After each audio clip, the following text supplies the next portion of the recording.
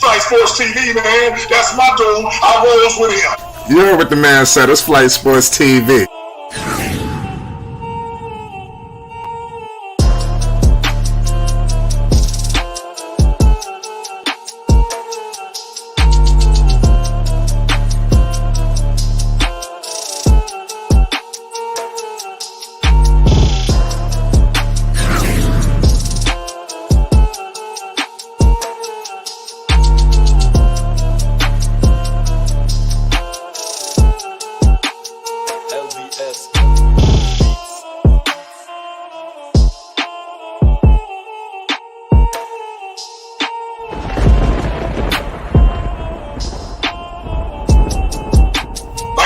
Flight Sports TV, that's where it's at.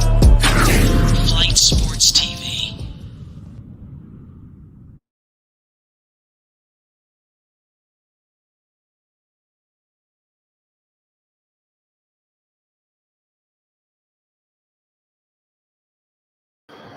What's going on, people? It's Flight Sports TV. I appreciate y'all for checking with me. Y'all already know what it is. We back with another one of them things. Listen, it's time to wake up. We got the return of, we talk about some of the top guards in the league. We use that a lot, but I'm here to tell you right now that we got the return of Ja Morant, and it's about to go down. And we ain't wasting no time because the Pelicans are on the board early. The game is tipped off. The return of Ja. We got Ja Morant with the Rock right now as we speak. Do not sleep on this man, Ja Morant, at all. Don't be foolish. The man is back. Ja Morant coming off a screen, and he loses the basketball. He got some pieces out there with him. Can they turn things around in Memphis, Tennessee? That's going to be the $1 million question that I pose for the people. I believe that the Grizzlies can. There's a whole lot of time left. It is not over. So don't rule them out. They got their man back. Now let's see what they're going to do.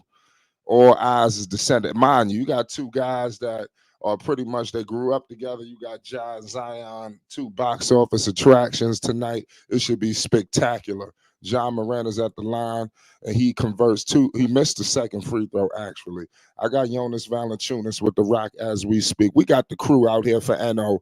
We know what's going on with CJ, BI, and company. It's about to go down like never before seen. Let's see what the Memphis Grizzlies do.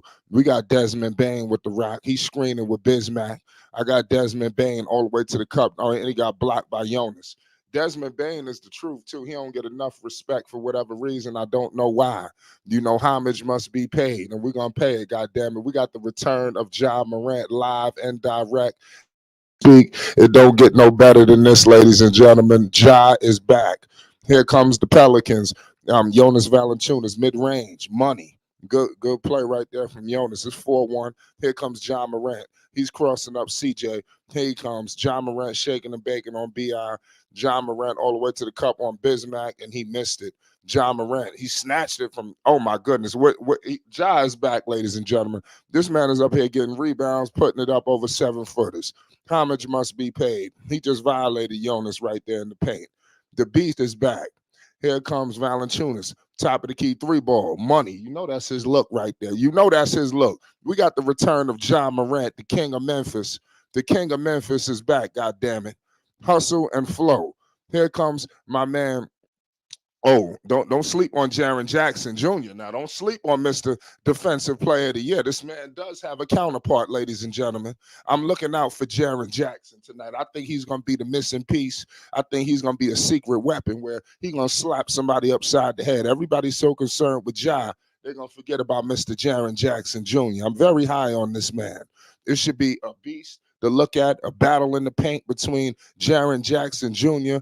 and Mr. Zion Williamson. This should be a very intriguing situation. Shout out my man DJ Gemini in the building. Shout out Andrew. Salute to everybody. We got the return of Ja Morant. Ja is back, goddammit. Jaren Jackson converts the free throws. It's 6-7. I got CJ McCollum with the Rock. CJ shaking and baking, picked up by Desmond Bane. They kick it out. Here comes Herb Jones. No, pardon me, that's not Herb Jones. I'm tweaking, my bad. That's my man Murphy. We got Jonas Valanciunas. Oh, on Bismack, Valanciunas, big man basketball. Valanciunas out there with the dream shake. You got Jonas Valanciunas out there thinking he Hakeem Olajuwon. What the hell is going on out here in New Orleans? We got Ja Morant. The beast is back. The return of Ja Morant, the king of Memphis, is back. God damn it. Jaren Jackson putting the moves on him, and he's fouled. He's headed to the line for 2. Memphis is rolling. It's 6-9. New Orleans. Look out. I love the jerseys coming from the Pelicans right now. That green on that NOLA is something nice. Listen, in New York, we say it's real wavy. That's what it's looking like right now for the New Orleans Pelicans. These jerseys are real wavy. You understand? I got Jaren Jackson Jr. at the line right now, shooting 2. Do not sleep on this man. Ja Morant does not play by himself, goddammit. Ja Morant has an all-star caliber teammate, and his name is Jaren Jackson Jr. And I'm very high on this man. He don't get enough credit. Here comes Jackson Jr. He's going to the line. He got to make these free throws, too. You can't leave this money on the table. Oh, he missed both of them. You got to be kidding me. Here come Desmond Bane. Desmond Bane all the way to the cup, and he converts it. Good play by Desmond Bane. Make sure you subscribe to Flight Sports TV, ladies and gentlemen. Here comes C.J. McCollum. C.J. McCollum directing traffic. He's barking. He gives it to Jonas Valanciunas. Jonas is very high up top. Here goes B.I. B.I. putting the moves on, penetrating all the way to the cup. They kick it out. Here comes the Pelicans. They could not convert. Here comes Desmond Bane. Desmond Bane coming. Desmond Bane pump fakes a 3. He steps back. He kicks it out to Jaren Jackson. Jaren Jackson Jr. all the way to the cup, and he's fouled. He's headed to the line for 2 more free throws. So Brandon Ingram got to be careful. He's got his hand caught in the cookie jar. You don't want to keep fouling these dudes. That's something that you don't want to see. We got the return of Mr. Ja Morant, ladies and gentlemen. Ja is back in the fold. We have one of the best elite point guards in the league. You understand? We talk about Luka. We talk about Halliburton. We talk about this. We talk about that. But do not forget about Ja Morant. I don't give a damn what the hell went on, off the floor. Ja Morant is one of the top point guards in basketball, point blank, period. Even your favorite player will acknowledge that. And like I said, he's going to come back and reclaim his position, and he might make an all-star push. And I ain't going to say no more. It is not too late for an all-star push. Listen, remember I said that when it's all said and done, listen, homage better be paid. Here comes the New Orleans Pelicans. Don't sleep. You got Brandon Ingram out there wheeling and dealing. Look out for Valanciunas. B.I. in the paint, in the post right now on Desmond Bane, putting the moves on him. Brandon Ingram, step back jumper, off, rebounded. Here comes the Memphis Grizzlies. The Memphis Grizzlies pushing it up with pace. Ja Morant. Ja Morant is still out there. Ja got the ball. Picked up by Murphy. Murphy don't know nothing to do with this. Screen coming with Jackson. Ja Morant, corner 3 ball. He missed it. Ja Morant missed the corner 3. It's coming. You got to get his leg. I'm telling you, you can't replicate NBA basketball either. You could practice. You could do this. You could do that. But, he got to get on the floor, too, to shake out these cobwebs. Here comes Jaren Jackson Jr. That was a charge. He just bulldozed Murphy. Good defense right there by Murphy for the Pels.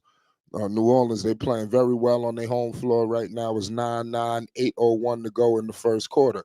We got the return of Ja Morant, one of the top point guards in the game of basketball. He went through some technicalities, but Mr. Ja Morant is back in the fold.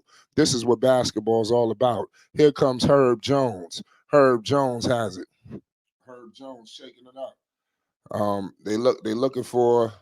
They kick it out to Murphy. Murphy has the rock.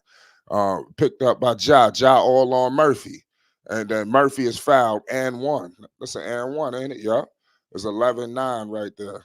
Ja trying to figure out what happened. I don't know if that foul was on Ja. But I mean the score is close. Like I said, Ja, he can make the difference, for this team. Now, the Memphis Grizzlies are 13th right now out west. Listen, the play-in is giving these teams new life. Now, the 10th spot right now is being occupied by the 14-12 Phoenix Suns. Can the 6-19 Memphis Grizzlies go up? We're going to have to see. First, you take out Utah, and then you go from there. So it's going to be an uphill battle, but they got to start now. And if he could get them in striking distance to the postseason within a month, Listen, you ain't gonna tell me that all-star consideration shouldn't be put out there. But it's 9-12 right now. 3-point game, 7:22 to go in the first quarter. We got to understand something. The Grizzlies, what was they, the second seed last year? This team was a force to be reckoned with before they pulled Morant. Things have to change, point blank, period. But here they go. We got the Pelicans with the rock. CJ McCollum, they kick it out to B.I. Brandon Ingram in the mid-range. Brandon Ingram could not convert it. Rebounded by Jaren Jackson. Here comes Morant. Morant with the basketball right now. Has it. He's shaking and baking. He kicks it out. 3-ball. He couldn't convert it. Here they go. Here comes the New Orleans Pelicans. I got Murphy with the rock. Murphy shaking and baking on Bismack. They kick it out to Brandon Ingram. Brandon Ingram has the ball. Troy Murphy has it. Trey Murphy, pardon me. Herb Jones for 3, and he could not convert it. Rebounded by the Memphis Grizzlies. Here comes Morant, the beast, the return. Oh, all the way to the cup. Penetrating, kick out. Desmond Bain with it. Bain all the way to the cup. They kick it out. Oh, Bismack all the way, and Bismack scores it. We got ourselves a ball game, goddammit. It's 11-12 right now. The Pelicans are up. There's 6:20 to go in the first quarter. Here comes Brandon Ingram. Brandon Ingram shaking and baking. Brandon Ingram. B.I. all the way to the cup, and he could not convert it. Jonas Valanciunas, he gets jammed up, and oh, Lord have mercy. We got ourselves a commercial break. We got the return of Morant, ladies and gentlemen, the king of Memphis, hustle and flow, goddammit. It's Flight Sports TV. It's going to be a major movie. I'm rolling with the Memphis Grizzlies. Listen, without further ado, I got my man All Access in the building. Dex, what's the deal? Dex will be back with us. He has some technical difficulties. But what I will say is this. The Memphis Grizzlies are on their way to do their thing. I think they're going to beat the Pelicans tonight. I don't know what the hell is going on with Mr. Zion, but we'll get into it shortly. I got my man Dex in the building. What's the deal, Dex? We got the return of John. Two hand cut behind the head. And good. What you talk to the Mic check. We good. Okay, yeah, I was having some technical difficulties. Shout out to Flight Sports TV, the machine, the voice of the voiceless, the people's champ, the hottest in these streets. Oh my God, Flight! Shout out to the panel and all of in its peak, and shout out to the chat and all of its cacophony spewing out of the cracks and crevices of Flight Sports Block. And big ups to everybody pulling up, because you could be anywhere in the world right now, but you chose to be here and share the space and time with Flight Sports TV, and it is deeply appreciated. Salute to you. Give yourself a round of applause, because you in the right place and you in the place to be, in the building. Flight, listen, this is a rugged matchup. We cannot call it anything other than a rugged matchup, because the two faces of each prospective franchise are having a checkered off the court episode. And one is litigated and one is mitigated. But both have to be resolved as soon as possible. Now, Zion just came off a monstrous game. People was calling him all kind of, despicable names, everything except the child of God, basically. And they were just poking fun at the bear. And he just went and ripped a 36-pointer on them people. And Morant, I don't know what his legs are like, but Morant said in court, as he was being cross-examined, that it was in self-defense that he struck the teenager. Now, would it be in self-defense to strike the Pelicans, to put one in the eye of Zion Williamson, who was most of the fanfare of the 2018 draft, where both of these two individuals was 1 and 2 respectively, and did Ja Morant come through on his high draft pick when people were suspicious and even kind of hesitant to accept Ja Morant going so high because he came from an unknown factor and he had a terrific tournament run. You know, that March Madness, it could elevate you, and it did elevate Ja Morant. Wow, Zion just had a tremendous youth career and then exploded on the scene with Duke. He exploded so much, Flight, he bust out of his shoes. I'm talking about those Nikes. I'm talking about those Nikes. He burst out of those shoes, injured himself, came back, ran through the tournament, didn't get the championship, but he did get to be drafted #1 overall, and he came to the Pelicans, and Lonzo Ball was just waiting for him with a bastion of joy. In his first initial game, he cleared Flight. He cleared the whole NBA with 6 3-pointers. And then he only hit 1 or 2 3-pointers since in his career. Man. Well, Lonzo Ball's not with him anymore, Flight. But he still got Brandon Ingram. He still got CJ McCullough. He still got Jose Alvarado. He still got not on Herb.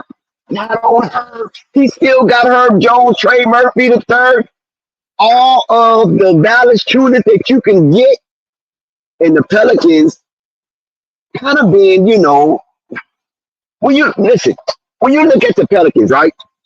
And you see these two youthful talent all-stars, Brandon Ingram and Zion Williamson, and when you look across that Levant, you think, wow, that's a perfect mixture, an amalgamation of youth and veteran with Dallas Tunis and CJ McCullough. They should go far. But somehow the Pelicans just constantly disappoint. And especially last year getting knocked out by the cardiac kids. I'm talking about the ones that play ball on that red clay out there in Oklahoma City, the Thundercats. Very disappointing display of basketball for the Pelicans last year in the play-in.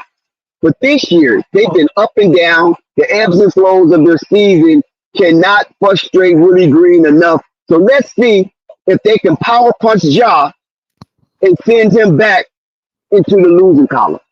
Let's see, Dex. Ja is on the bench right now for anybody that's interested. We have the return of Ja Morant. He's got some good teammates here on the floor with him as well. Don't sleep on Desmond Bane. I think he's another guy who don't get enough credit for the things and improvements that he has made, along with the rest of the cast. Desmond Bane, 3-ball, he missed it. Here comes Memphis, and they're a scrappy team. So look out for Memphis, man. Here they go. Bane has it. Screen and roll with Bismack. Look like they called the moving screen here. Look like Bismack was a little too overzealous there on that screen. But nonetheless, we got the return. Like I said, the king of Memphis is back. You understand? Looking to put a lot of those BS situations behind them. Winning is the best cure. You know, so Ja know what he got to do. Here comes Grand Theft Alvarado is in the game, ladies and gentlemen. He gives it to Brandon Ingram, the beast, the assassin, B.I. Here come Brandon Ingram. Now, everybody know Brandon Ingram. He give me that old Carmelo vibe. I'm sorry. Here comes, 3-ball. He missed it. Here comes the Pelicans. Pardon me. Here comes Memphis. They moving and grooving. Alvarado all on them. Alvarado looking to lock something up. We know what Alvarado do. Picking up Bane. Alvarado guarding everybody. Give him credit on the perimeter. Give Jose Alvarado credit. Here comes Jose Alvarado all the way to the cup. And he scores it. Let me find out he playing two-way out here. He got Memphis calling timeouts. Alvarado just a grinder, man. He deserves a lot of respect, man. Jose Alvarado. Listen, from where he's come from to where he's at, now he got a home. That's his house, New Orleans. You understand? He ain't going nowhere. You know, so give a guy major props, man. A true family man, progressing and doing his thing out there in New Orleans. We got the return of Ja Morant, the king of Memphis is back, goddammit. Give me some stat lines right now. Let me run down a little bit of stats while we're on commercial break. John Morant has 3 points in 5 minutes. He got 1 rebound. Is coming. Dex, I got a question. Do you think that John Morant did they put a little too much gasoline on the fire this off season? Do you think that some of the shit that they was doing, did they take it overboard, with the issues that he went through? Do you think it was warranted? Honestly, it was warranted. I think it was more underwhelming than overwhelming because he had the issue with the blicket, and then he had the issue with the teenager, and he also had another issue that went under the radar where he had to deal with someone that was verbally abusing his sister.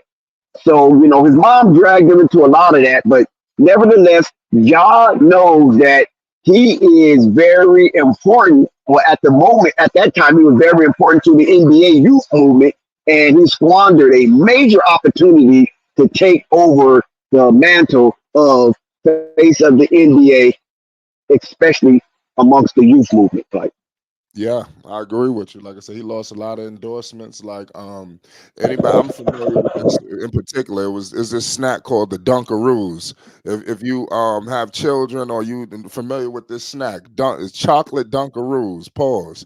John Morant was on the face of that box. You understand, like his design and everything. When all that shit started going on, that shit went straight to regular. He is no longer the face of Dunkaroos no more. He had his own little situation, and now they don't put him out there no more. Let me know if anybody familiar with that situation, because I used to buy those specifically because I seen John Moran on the cover. So you can't do these things and you being marketed to children. You understand? So I understand where you're coming from. So we could say the role models, not role models, they're role models, unfortunately. And they putting you on the box and giving it to babies. We got to conduct ourselves a certain kind of way, but we also got to provide a second chance for John Moran. I wish this kid nothing but the best.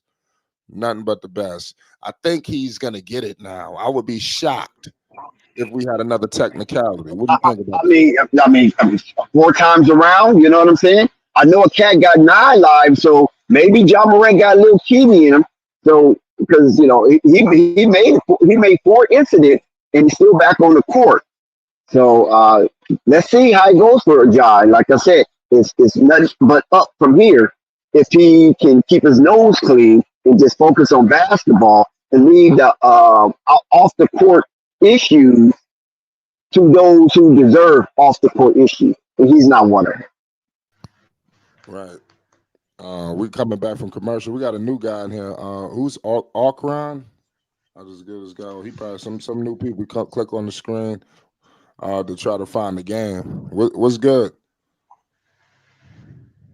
But nonetheless, it's 15-16. Just write in the private chat when you're ready. I got Desmond Bain.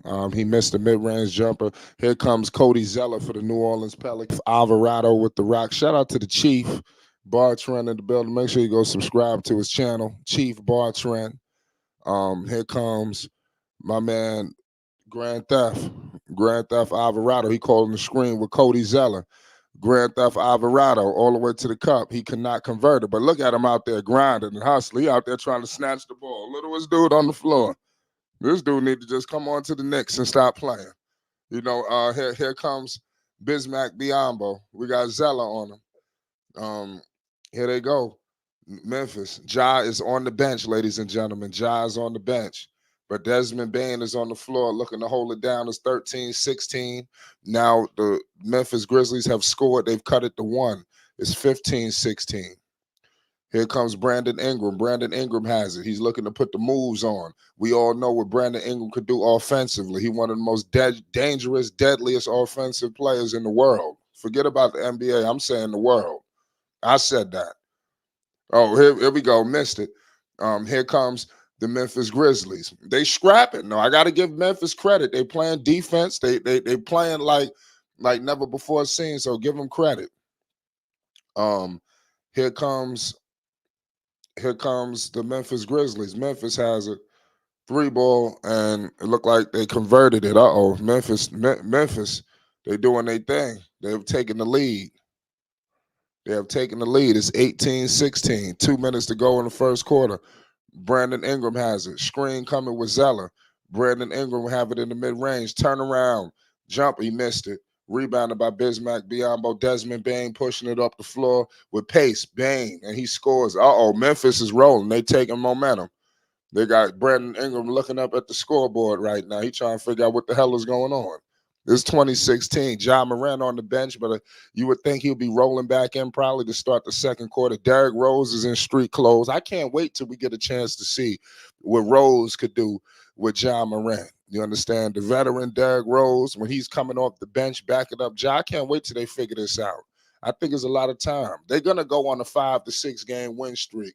It might be more than that. I could see something like that happening. They're going to have an opportunity to creep into the play, and now it's up to them to seize that moment. You know, if they don't seize it, they don't seize it.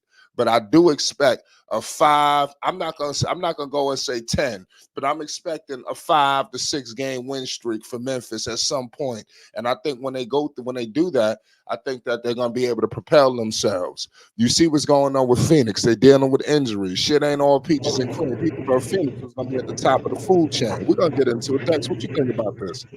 Listen, Flight, I think is so fantastic that there's 3 heads on this court tonight in this marquee game that is associated with the Melo Ball one way or another. And that is Cody Zeller, former Charlotte Hornet big man, who looked like he was on the downside until LaMelo got there and helped elevate his career and got him another contract, and as well as Bismack Biyombo. We all know the story of Bismack Biyombo. You know, he kind of took LaMelo under his wing on the surface, and look at Bismack Biyombo, got him an extension as well. His career is going into another direction. And then Desmond Bain, one of the unsung stars of the 2020 draft, who got a rookie extended contract with an extensive amount of money, putting in the pot and leveling out the most prolific and profitable commodities in NBA history. Yeah. That draft garnered nearly almost $2 billion. There's no other draft that was invested as much as the 2020 draft, and we are seeing these investments unfold and the revenue stream just kicking in full gear by watching those draftees from the 2020 draft. Yep, Ja Morant is back in the game to close out this quarter, and he just got a good alley-oop right there with Jackson. He didn't bang it though, but good assist. So you see, Ja's attracting so much attention, you know, so he knows how to utilize it. And I'm telling you, this team is gonna open up. They don't have the big names like some of these other teams, but they got Ja. He will give the ball up. That's one thing you got to give him. He's attracts so much attention. You got Bain out there working. You got Jackson. So they have pieces now. He has to figure out a way to figure it out. Devastated says, I'm trying to rewind the Ja Morant plays. Ja just had a good alley-oop right there when he checked in. He was pretty much sitting for a couple of minutes. He just came in to close out this first quarter. It looked like they want to go in with the lead. That's the only reason why I say they bring him in. They want to secure this lead. What were the first quarter? We got Murphy at the line shooting 2. So the Pelicans, they cut it to 1. It's 32 seconds remaining. Ja Morant is out there, picked up by Grand Theft Alvarado. This should be a hell of a matchup. I'm telling you, my man don't back down. This New York City right here. I'm sorry. I got to roll with Alvarado. 3 ball. Memphis. Memphis moving the ball. I don't know if they got an injection of life because Ja's there, so you would expect that. That's why I'm predicting a 5-game win streak at some point. Don't be surprised if they start rolling. You know, Memphis, just off Ja coming back. CJ. Look out for CJ. He think he had Rucker Park. They couldn't. New Orleans couldn't get a shot off. 24-second violation. It's 25-21, and we are at the end of the first quarter. We are headed to the second. Ja Morant, ladies and gentlemen, is back. The king of Memphis is back to do his thing. He has 3 points, 1 rebound, and 1 assist in 7 minutes. Something tells me we should see a little bit more of him to start this second quarter. It's 25-21. Dex, where does Ja Morant rank? You know, we talk about the top guards in the league. We all know, we hear Tyrese's name. We hear a lot of these other people. Where does Ja stack up in this? Is he top 5? I mean, where we going with this? Well, are we going from his last body of work, or are we going Yes. from this season now? You go to last body of work. Well, I think as far as point guards or guards in general. Well, that's a tough. I'm gonna say he played a point guard. But that's a tough. Damn, Dex. Let's say guards in general. Well, I say guards in general like 7. 7. Okay. Somebody Yeah, rap I get like Ja over Holly. I rank Ja around 7 because he still has a lot of kinks in his armor. He haven't really established that midi. So Ja is basically a 2-level scorer proficiently, but overall, he as far as assists and things of that nature for as a point guard. I can't say he make his team better Right. because I've seen the Memphis Grizzlies go on a 16-3 run without Ja Morant in a 19-game span. So and that helped propel them to be the number 2 seed in the Western Conference last season. And they just happened to match up with the Lakers in the first round, and it was just all bad from there. So when you look at his body of work, he's definitely a top 10 between 5 and 7. I would give him that. Okay. I understand where you're going with the point guard play, because that is one of his indictments, because you said that he don't make his teammates better. I think everybody points the finger at him for that. All the attention he garners, he should be averaging double-digit assists easily. Easily. It's just the way they choose to play the game. But pound for pound, Tyrese is the big name. Where does Ja Morant rank up against Tyrese Halliburton? Are you ready to put Tyrese over Ja Morant pound for pound? Or we need to hold that Nah, thought? I don't think Tyrese is better than Ja Morant pound for pound. Tyrese is a very systematic guy, and Ja Morant is he's a non-system guy.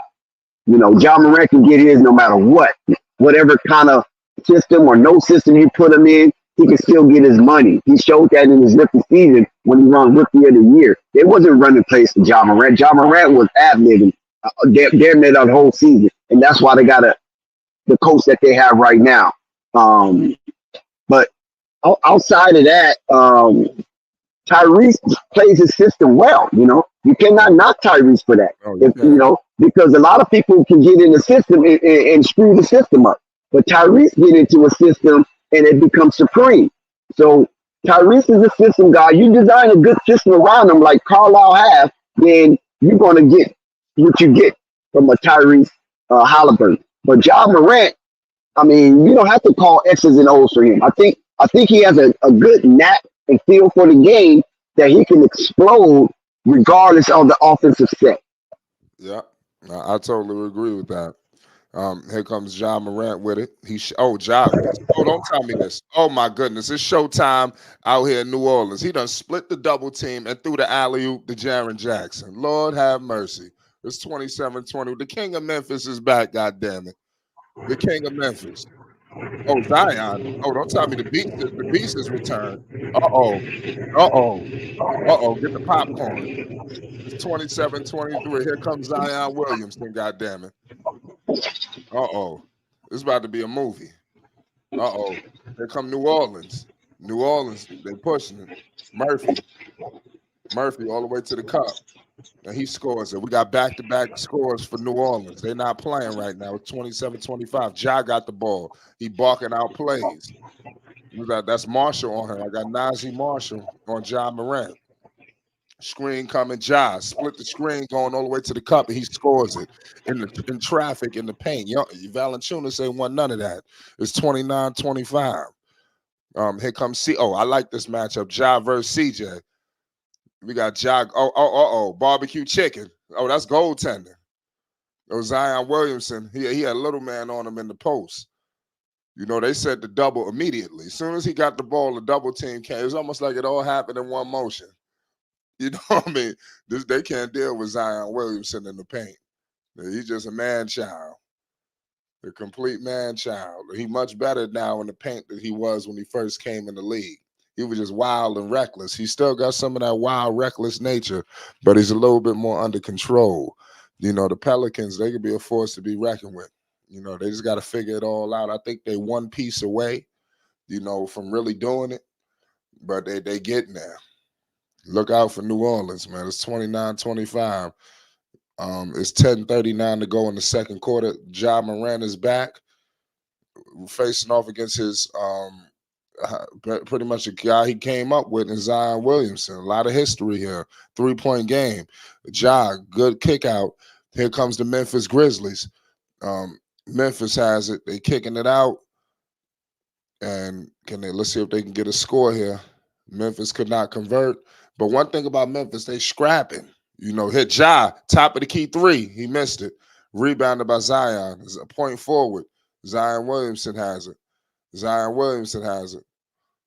They kick it out to Valanciunas. Valanciunas just played the 3-point line because you got Zion down there. You got Murphy. He tried to convert it. It looked like it was a foul right there by the Pelicans. Murphy got a little too crazy. It's wild out here. It says, no, we want to see the 360 dunks. I wouldn't mind seeing some 360 dunks from Zion. Hopefully we get one of those. He don't get too reckless. That's something that he changed. I noticed when he came in the NBA. He don't dunk so reckless like he did in college. You know, he like that. He not trying to tear his ACL. You know, like he ain't jumping with every fiber in his body. Here comes Ja Morant. Ja has on Marshall. Ja in the paint, and he couldn't convert it. Valanciunas gets the rebound. It's 29-26. The Memphis Grizzlies is up 3. Let's see if they can hold it down. Zion is back in the game. Murphy was just fouled. So look out for New Orleans, man. They got weapons, man. Whenever you could chart out Brandon Ingram, Zion Williamson, and CJ McCollum, you got some weapons, you know, and they got a little supporting cast over there. Let's see. Yeah, New Orleans Pelicans is very deep, and that's an advantage that they have against most teams in the NBA, where teams are just top heavy, top five, and then once you go to the bench, it start to become skimmish. But the New Orleans Pelicans, they are the antithesis of being skimmish when it comes to going deep into their rotation. Like, Yep, they got Dyson Daniels in the game. He compares himself to Lonzo Ball when he was picked up, when he was drafted. Here comes Ja Morant, the king of Memphis. The king of Memphis. He couldn't convert. He was looking for the foul. It's 29-28. It's 9 minutes to go. CJ McCollum shaking and baking. CJ gives it to Zion. Zion has it picked up by the defensive player of the year. Zion is fouled. He's headed to the line for 2. Zion is a man down there. They can't deal with him. They cannot deal with Zion Williamson. The beast Zion is out there. We got Zion versus Ja Morant. Who will prevail? Some tells me they're going to go down to the wire. It got to feel good for Ja Morant to be back, out there. There's got to be a good feeling. Give him major props. Being suspended for this amount of time, now you're able to get back out there. Let's see. It says Tyrese Halliburton 3 years ago was compared to Lonzo Ball. I mean, like I said, this guy got in a hell of a system. I mean, we can't discredit him. As good as Lonzo has been, a lot of his early coaches wasn't going all in with him either. For whatever reason. We got a screen coming.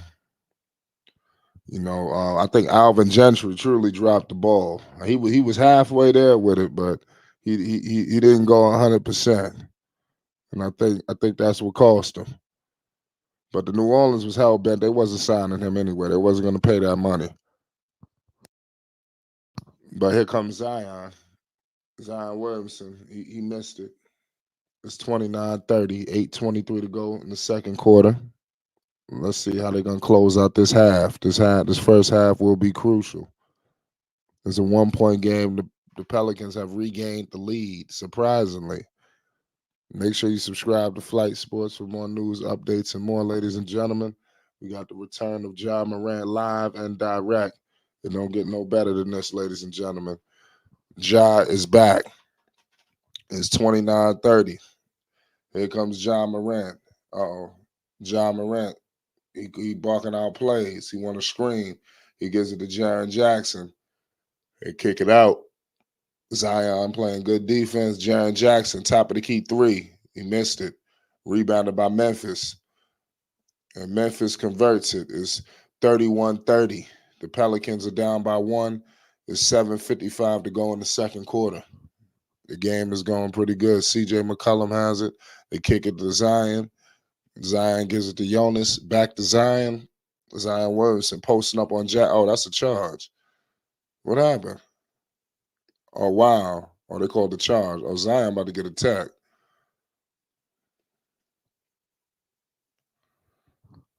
Now Zion going straight to the, what the hell happened with Zion? Zion got to calm down. Can nobody get this dude under control?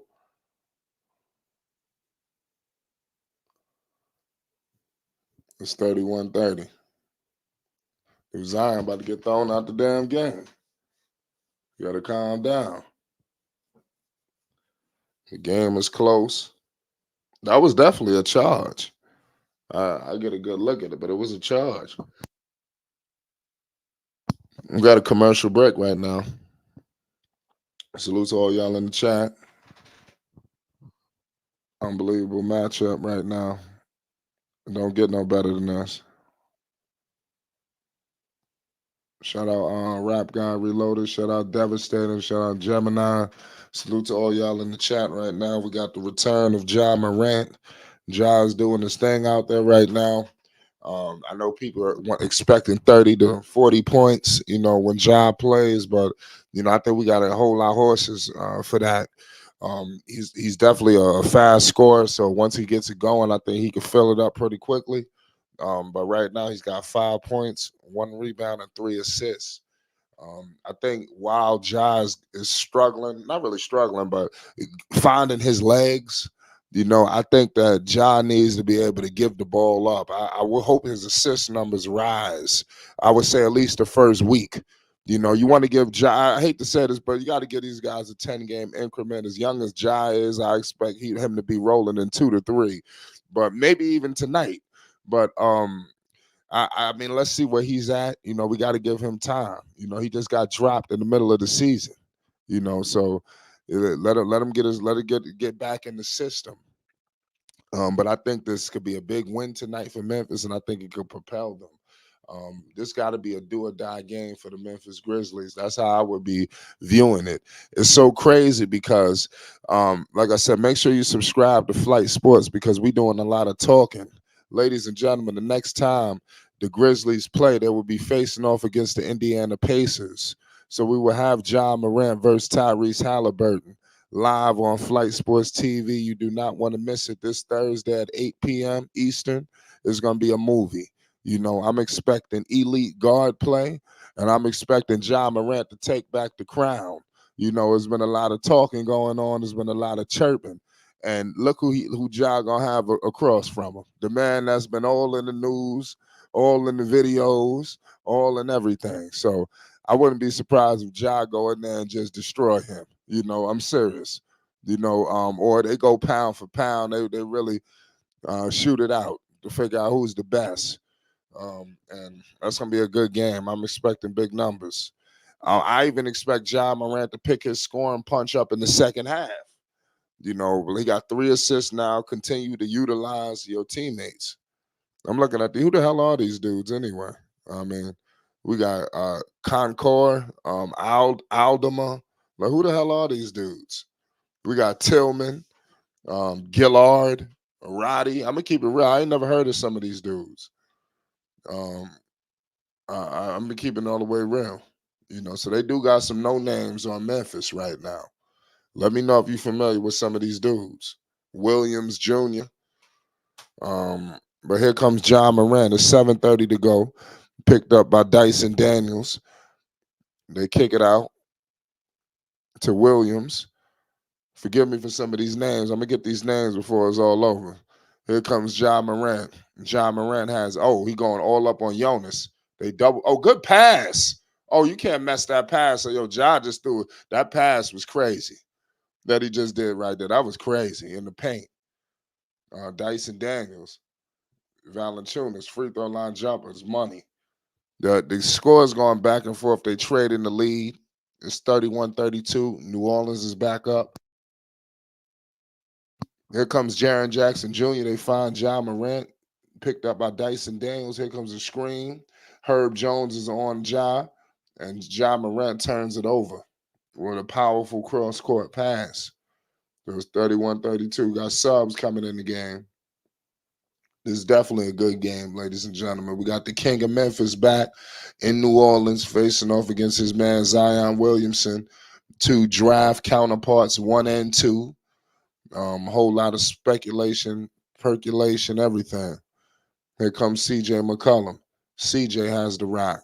CJ kicks it out to Brandon Ingram. Screen coming with Valanciunas. Brandon Ingram kicks it out. CJ McCollum, 3-ball, cash. New Orleans starting to get rolling. It's 31-35. How can Memphis stop this bleeding? That needs to be exactly what the doctor ordered. Here comes Jackson Jr. They find Bane. Bane has it. Desmond Bane. What the hell happened? They called it travel? Oh, man, they're screwing Memphis. It look like they're taking Ja. What is Ja on a minutes restriction or something? I keep Ja out there. But here comes Memphis and New Orleans. They going at it. Good defense. CJ McCollum. CJ about to put the moves on them. Memphis, they trying to play good defense. They kick it out to Brandon Ingram. Oh my goodness, Brandon Ingram just shook this dude.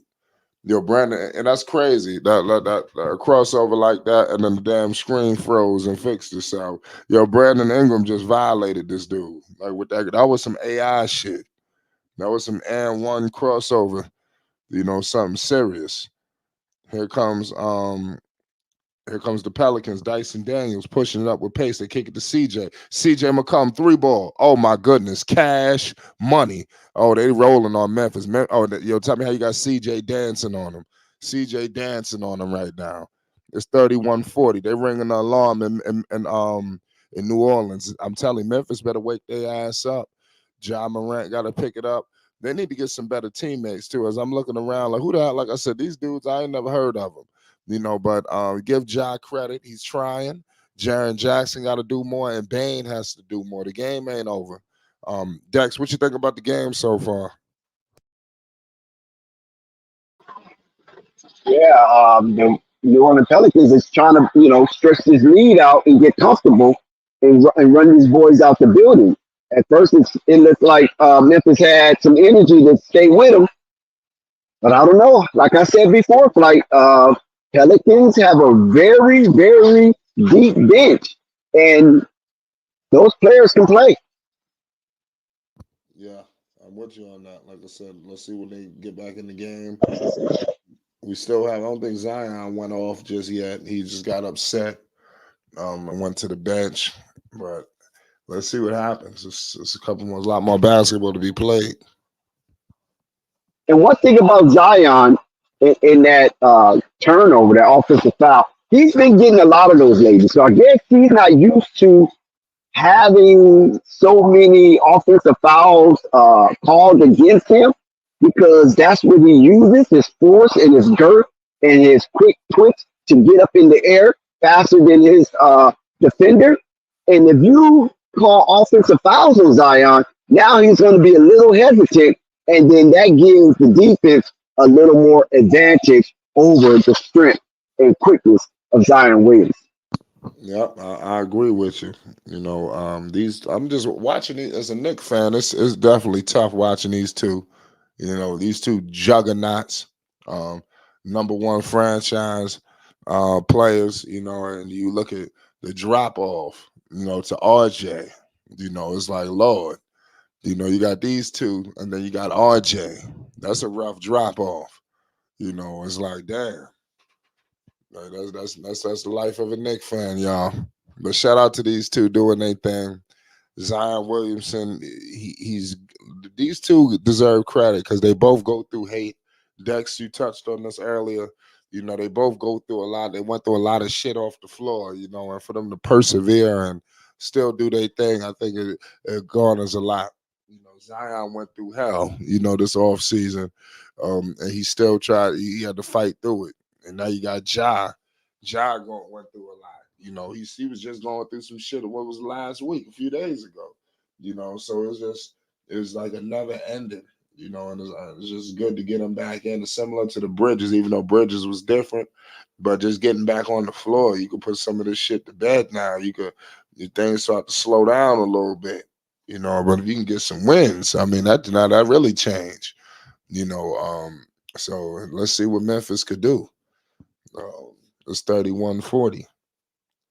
That's all we can do is hope for the best for these players. Like they say in winning cures all ails, and you can get a whole lot of BS, that goes on amongst humans when you're constantly winning and able to cheer and have some joy.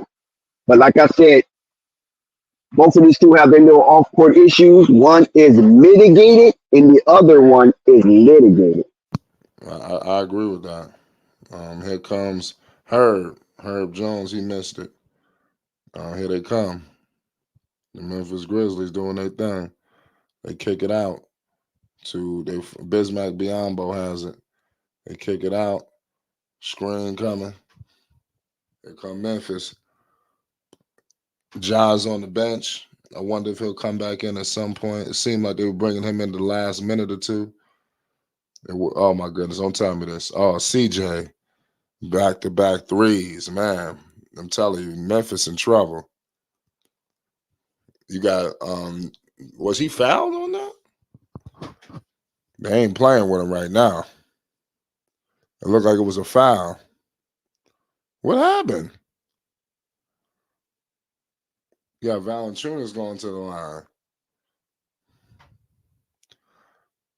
Memphis just got to relax right now.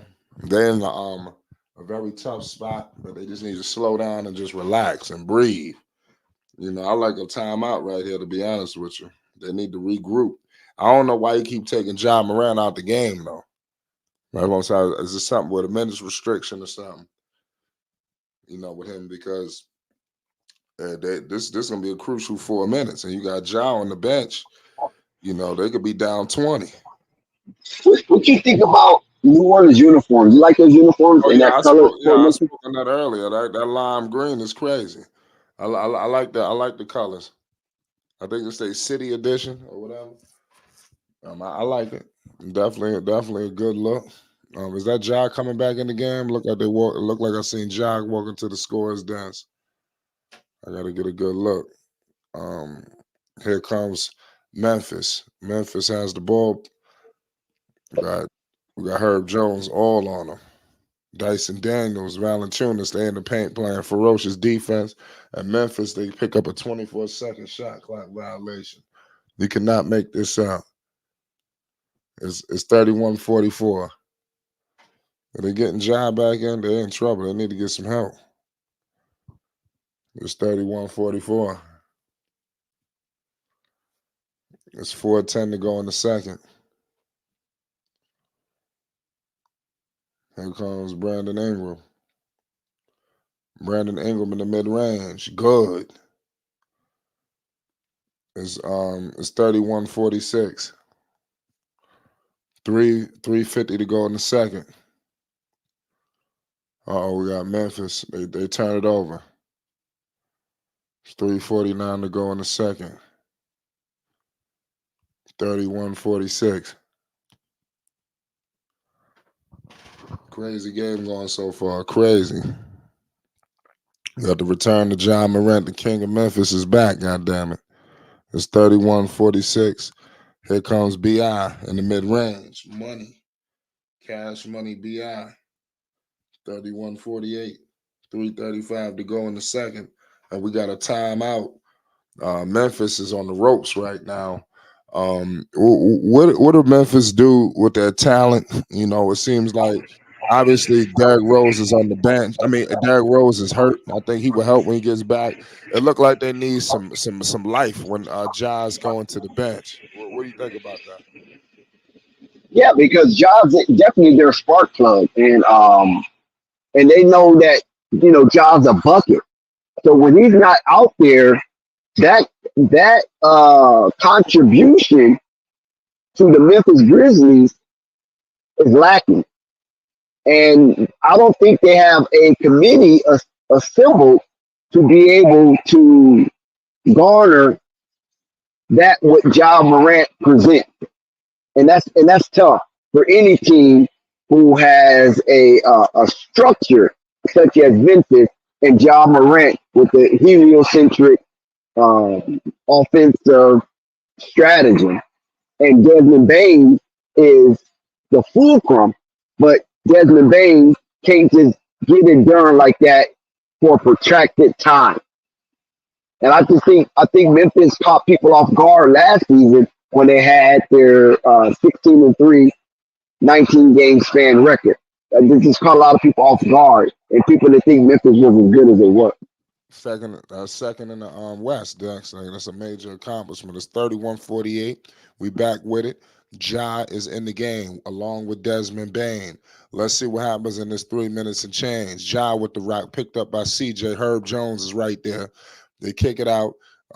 We got a 3 ball right there from Bain. He couldn't convert it. Bain got to start hitting some shots. CJ with it. CJ McCollum shaking and baking. John Morant all on CJ. Ja on CJ. CJ. Uh-oh. Don't tell me this. He done violated. Oh, my goodness. Lord have mercy. It's over. Cash money. Cash money. We got, CJ just violated John Morant.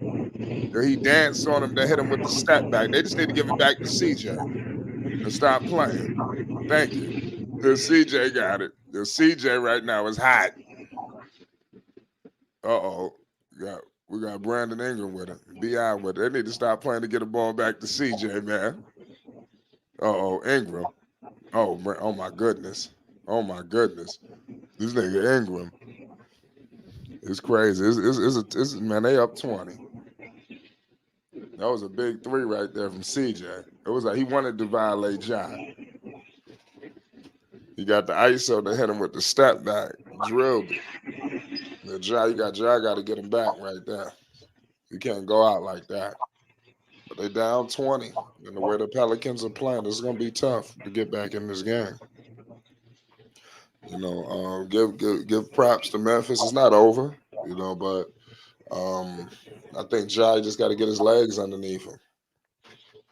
I'm giving him 10 games, but I think that he'll be good in 2 to 3. That's what I'm calling for Ja. But look out for Memphis. They still can make a run. It's 31-52. He got to use his teammates too. He getting a lot of attention. Whenever he get the ball, they doubling him. There's a triple there. They got 2 people waiting for Ja. So he got to make sure he make the right decision, on the reads right there. So they can get back in this game.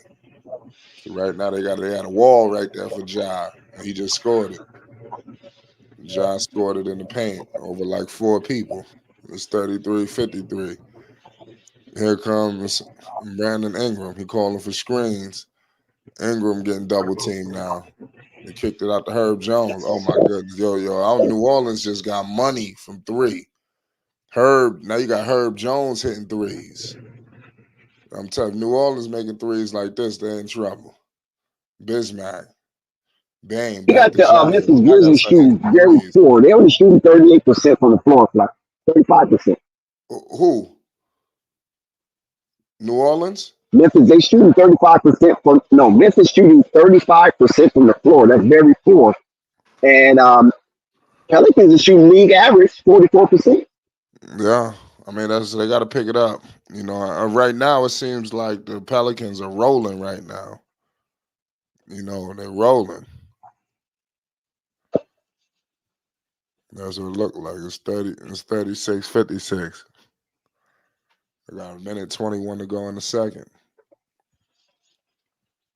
Yeah, it looks like this game is being won from beyond the arc, where Memphis is shooting 20% from beyond the arc, and the Pelicans is shooting 53% as a team from beyond the arc. Yeah. Yeah, you're right about that. That's crazy. It's a 20-point game right now. 36-56.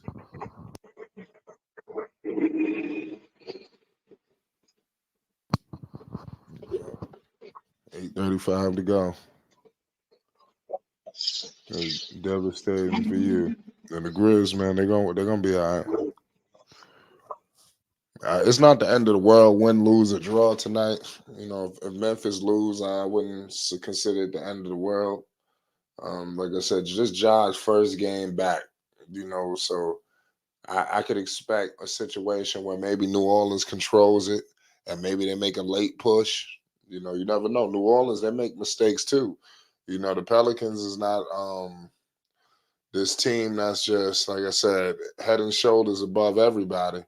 They are seventh in the West, but they make mistakes. So let's see what happens with New Orleans. Are they going to let Memphis back in this game? You don't want to put Yeah, your I last mean, strike in order for Memphis to get back into this game flight, they're going to have to protect the ball. Right now, they're being a little reckless with the ball with 10 turnovers already, and it's not even halftime. So they already cracked the double figures in turnovers. So, and there's going to be more tacked on to that as the game progresses. But listen, the Pelicans are doing a superb job in protecting the ball. They only have one turnover, and flight. Come on, man, one turnover, and you hitting from beyond the arc. You should be up by 20. And Memphis, in order for them to come back in this game, they better turn it up from beyond the arc and take care of the basketball. Yeah, you ain't lying about that. We got to stop in the action. I'm trying to figure out what's going on.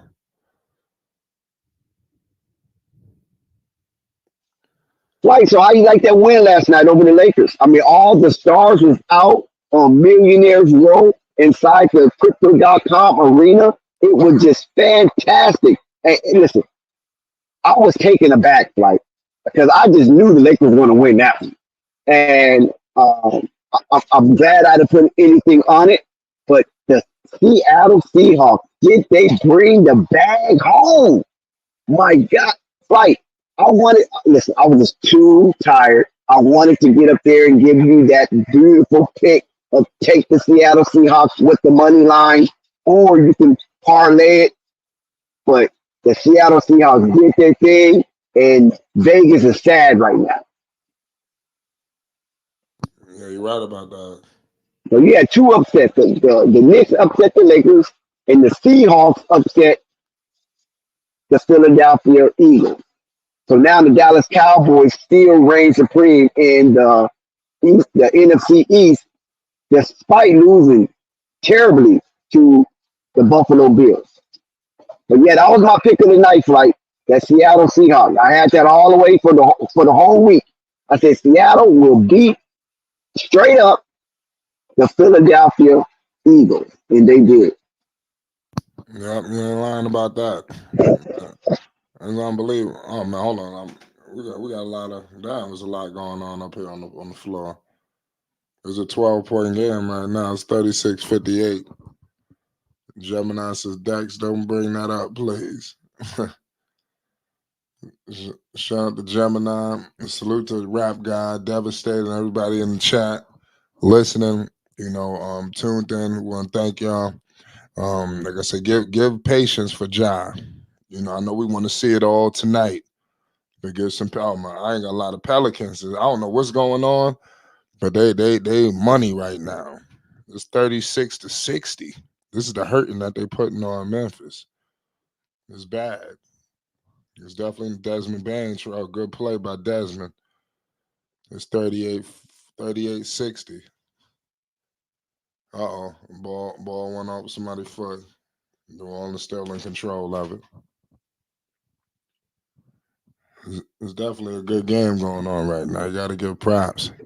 And this is a good scoring output for the Pelicans. So they should have all the confidence in the world in the second half.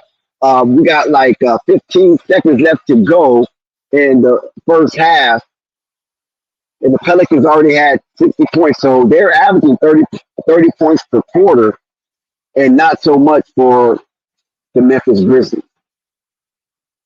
Yeah, you're right about that. It's 38-60.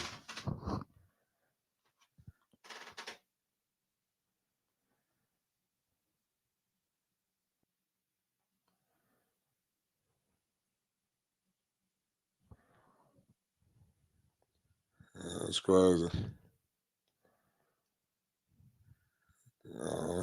Here comes the action. We got 14, 10 seconds remaining. John has each crossing half court. Let's see what he's going to do with it. Ja has it on dice. It look like he's going to take the last shot on Marshall. Ja, good pass. They kick it out. Memphis got to get a shot off. Oh, good play. They just hit a three at the buzzer. They cut it. They cut it to under 20. That was a good shot right there, but we got to get more, just got to get more active offensively.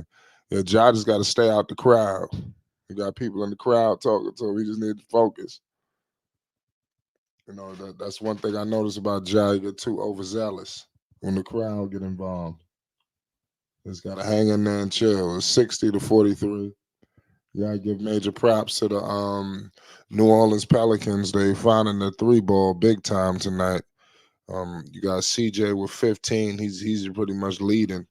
And then you got Valanciunas with 12, Bi with 12, Zion with 5. He only, what does he got, 6? I think he came in the second quarter, to be honest with you. He only played 6 minutes. Let me know if I'm tripping. I feel like I didn't see much of Zion. I didn't see Zion in the first quarter. I didn't even know if he was even going to play.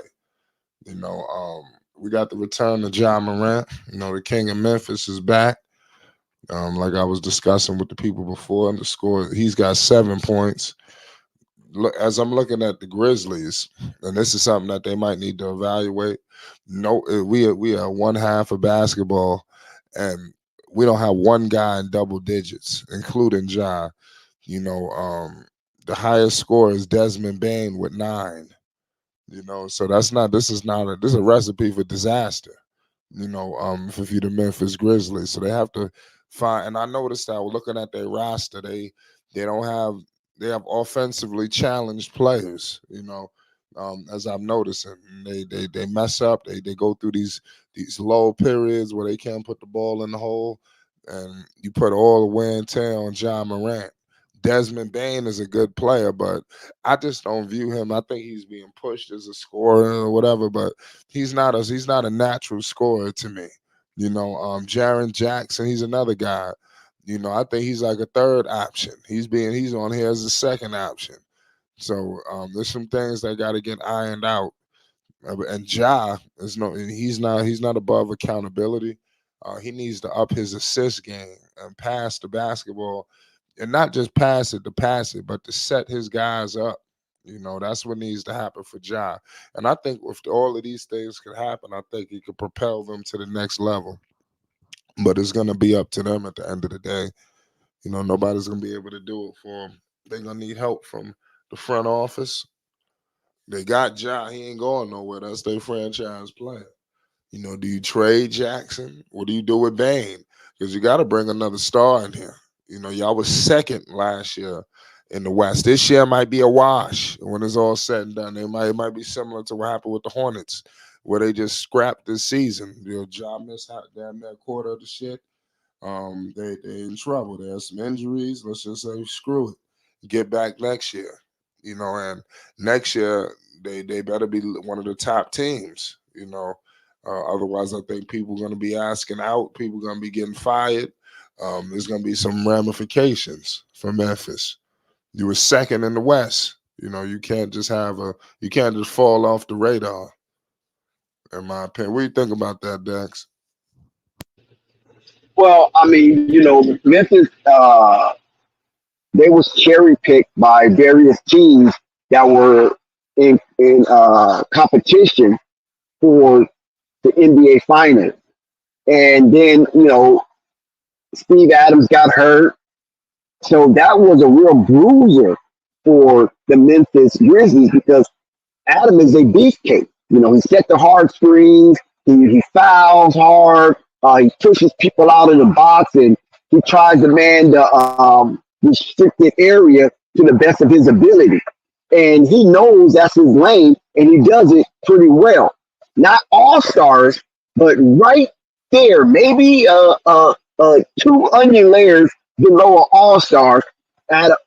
Steven Adams man that restricted area, and in the way that the Memphis Grizzlies was constructed last season, that's what they needed until the trade deadline came and people started cherry picking from their team. And now this year they moved away from Dylan Brooks, who was playing excellent defense down there in Houston. So his tank wasn't empty, It's just that Memphis felt it was time to go their separate ways from Dylan Brooks. But nevertheless, a lot of things that happened to Memphis. They're not the same team anymore. So there's a disconfiguration on the Memphis Grizzlies, and we just cannot expect them to play at that high tier level they did last season because those players that were amalgamated to the Memphis Grizzlies system are not there anymore, and they're much needed. So Memphis got to get on the ball.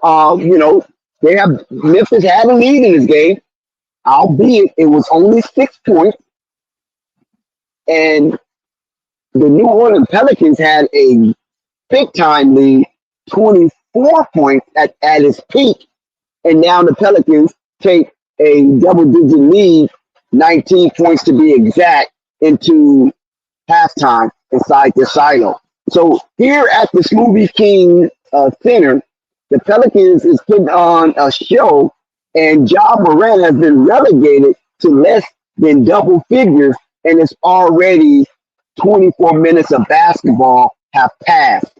So the Memphis Grizzlies, they got to get back on the ball. They got to really improve from beyond the arc because they are very malnourished from that region or proximity of the court. They only shooting 38% from the field. And how deplorable is that? And then if you want to mention their 3-point percentage, it's only 25 compared to the New Orleans Pelicans shooting at 50% from beyond the arc. So that's where the bulk of this game is being won is from beyond the arc. And also Memphis need to get the pace back up like it was early on in the game until the Pelicans kind of took control and slowed down the pace where the Pelicans were losing on the end of the fast break point. So now, the Pelicans kind of got their fast break points up, and so they're up on that area. But points in the paint is still for Memphis, and that's because they was out in pace and they had a lot of wide open people running the baseline, slashing to the basket, and they need to keep that up. So if they want to stay in this game or make the game relatively competitive, they're going to have to improve on those vectors of the game that has been somewhat dismal up to this point. And when you look at the free throws, right? Memphis hasn't really shot many free throws, but the Pelicans have been cashing in from the city, and all their checks has been granted and cashed out, where Memphis checks have come back too many times, insufficient funds. Turnovers, Memphis got to take care of the ball. You cannot go inside the boot down in the bayou and just give them free opportunities to cash in on reckless turnovers. You're not that good, Memphis, to give the ball away. You need to take every shot that you can man when you have the ball in your hands. So your dribbles have to be very much calculated, and your passes have to be more precise, and you have to be decisive on what you're going to do on the offensive end, because 11 turnovers to 2 at the halfway mark is not good, because you are trending to have 22 turnovers for the game, while the Pelicans is only trending to have 4 turnovers in 48 minutes of play, which is superb. So they're going to have to really push the pace, start back, slicing and dicing to the basket, get Dallas Tunis out of position, so there will be no one to intimidate or threaten to block any kind of shot attempts 5 feet and in on that rim. And these are the recipes from the telling the tape from these two teams, Pelicans and Memphis Grizzlies, to be successful and get back into the game and make it more competitive so eyes can stay on the prize. Like, I hope so, because if it's a blowout, it's not going to be a good look. But I mean, I don't think it's the end of the world if Memphis gets ran off the floor. I think it's a bright sign from that 3 that they made at the tail end. So it let me know they're going to keep fighting. So I don't think it's over. Whatever happens is right. But I think that should be okay. and that's a good point that you made, Flight. That 3 at the end of the buzzer could generate some momentum and confidence from Memphis shooting from beyond the arc or just shooting, period. Because that's where they have been malnourished, is shooting from beyond the arc. And shooting that shot with no time left on the clock, where there could not be any revenge factor from the New Orleans Pelicans, and they went in scoring the last bucket. That is something Taylor Jenkins can highlight and rally behind, that they make the last shot in the second quarter to close out the half, and maybe they can make the first shot to start the third quarter, and so on. Yep. I totally agree with that. It's a crazy game on the brink of holiday season. So we got a lot of big time games coming up. This should be an epic week. Hope everybody having a good week out there. Like we said, the next game for John will be against the Indiana Pacers, facing off against Mr. Tyrese Halliburton. So we should be able to get a good look at this, man. Pause, so just hold our horses. I think that is a lot of time. So let's not go crazy because they're going through a little bit of tough, rocky road right now. I don't think it's time to jump the gun. But it is what it is. Salute to all y'all. Yeah, the absence. Oh, my bad. Go ahead. No, you good.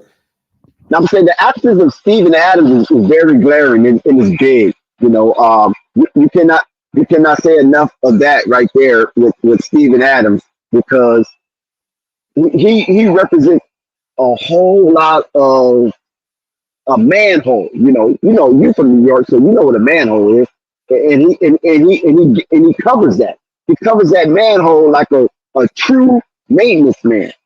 And without that type of mindset being present, it's very hard for the Memphis Grizzlies to replicate what they did last season with him being absent in the lineup. Yeah, I agree with that. It should be an epic season, to say the least. We patiently awaiting the start of the second half. Let's see if Memphis could get rolling. Now, hopefully they can make a run, because New Orleans was definitely making a run. They got hot at 3-point line. That's what really started to do it to them. So they got to regulate their threes. And if they could do that, I think they'll be all right. But if they're allowing them to just make everything, there's going to be big trouble. Yeah, shooting 50% from the 3, that's big. And it's only halftime, so I don't know if they can keep that fire lit on the candle. I'm not sure. But 50% from the 3-point line is really, really big. And I don't know if it is a a testament to the New Orleans shooting factory, or Memphis Grizzlies defense is just that porous. So we're going to see in the second half if this can be maintained or it was just a glimpse of greatness with the New Orleans Pelicans shooting 50% from the 3-point line in the first 24 minutes of this contest. Like, Yeah, we shall see. Like I stated before, we're patiently awaiting the start of the second half. Halftime, you can obviously say the New Orleans Pelicans won the first half. They was really dog walking them, so they just gotta be very careful. So let's see yeah, what happens. I agree. They have to be very careful because they can't relish in their glory with just a 19-point lead when you got 24 minutes of basketball left to play in regulation. And if it is extended, you got another 5 minutes. So that's a possible 29 minutes that the Memphis Grizzlies can crawl back into this game and steal it from underneath the Pelicans if they not, relegated to the point where defense should be the main thing for 24 minutes of play. Yeah, yeah, you ain't lying about that. Uh, it's a crazy situation right now. It's we coming back from commercial break. They giving out the stats right now. Let me read the first half stats. Is well, they just we got Ja with 7, and then obviously CJ with 15. 3 assists for Ja, 1 for CJ. These are the 2 starting guards, lead guards for the other team. CJ is just in rhythm right now, just wilding. 5 or 8 from the field, 5 or 6 from 3-point range. So everything coming from 3-point range for CJ. Ja hasn't hit 1 3 yet, but he's 3 or 8 from the field. So these are some stats and statistics to monitor. As we head into the second half, let's see if the Memphis Grizzlies can make a run, which I do believe they should be able to. But if New Orleans is hot, all bets are off. So that's going to be the question. How hot can the New Orleans Pelicans be and stay? That's going to be key. You can't just let them run up the score on you like that. That'll be detrimental. But nonetheless, we got the King of Memphis is back. We got obviously BI and company. They're getting suited up. They're getting ready to take the floor once again. We should see the beast Zion Williamson returning. So this is second half basketball, ladies and gentlemen. Memphis is controlling it to start the second half. I repeat, Ja is out there. Desmond Bain has the rock. He's picked up by Herb Jones. It's 41-60. Something telling me that Memphis is going to be able to make a game out of this. Here comes Ja all the way to the cup. Oh, Ja, that was a foul. He didn't get called for it. Here comes CJ. Better get a stop. Oh man, they got Biombo on CJ. This is trouble. Uh-oh. Look like they caught a break here. Look like Valanciunas. Something happened now. What do you call a moving screen? What the hell happened? I don't know what happened, but they'll take it. This is a crazy game going so far. They got to be able to convert. Here goes John Jackson. They kick it out to Bain. Bain all the way to the cup. And that was a good play. It's 43-60. New Orleans. Like I said, let's see if Memphis could get back in this game. That's important. Here comes Herb. They was looking for Zion. And they couldn't convert it. It's 11-11. Make a wish. It's a crazy game right now. It's 43-60. Salute to everybody in the chat. We got the return to Ja. Don't get no better than this. Second half coverage is in effect. Here comes Jonas Valanciunas. They kick it out to Ingram. Brandon Ingram. He couldn't convert it. Rebounded by Ja Morant. Here comes Desmond Bain. Bain tripped up. What the hell happened with Desmond? It's 43-60. 10:56 to go in the third. Unbelievable game going so far. It's 10:56. We got Desmond Bain going to the line for 2 shots.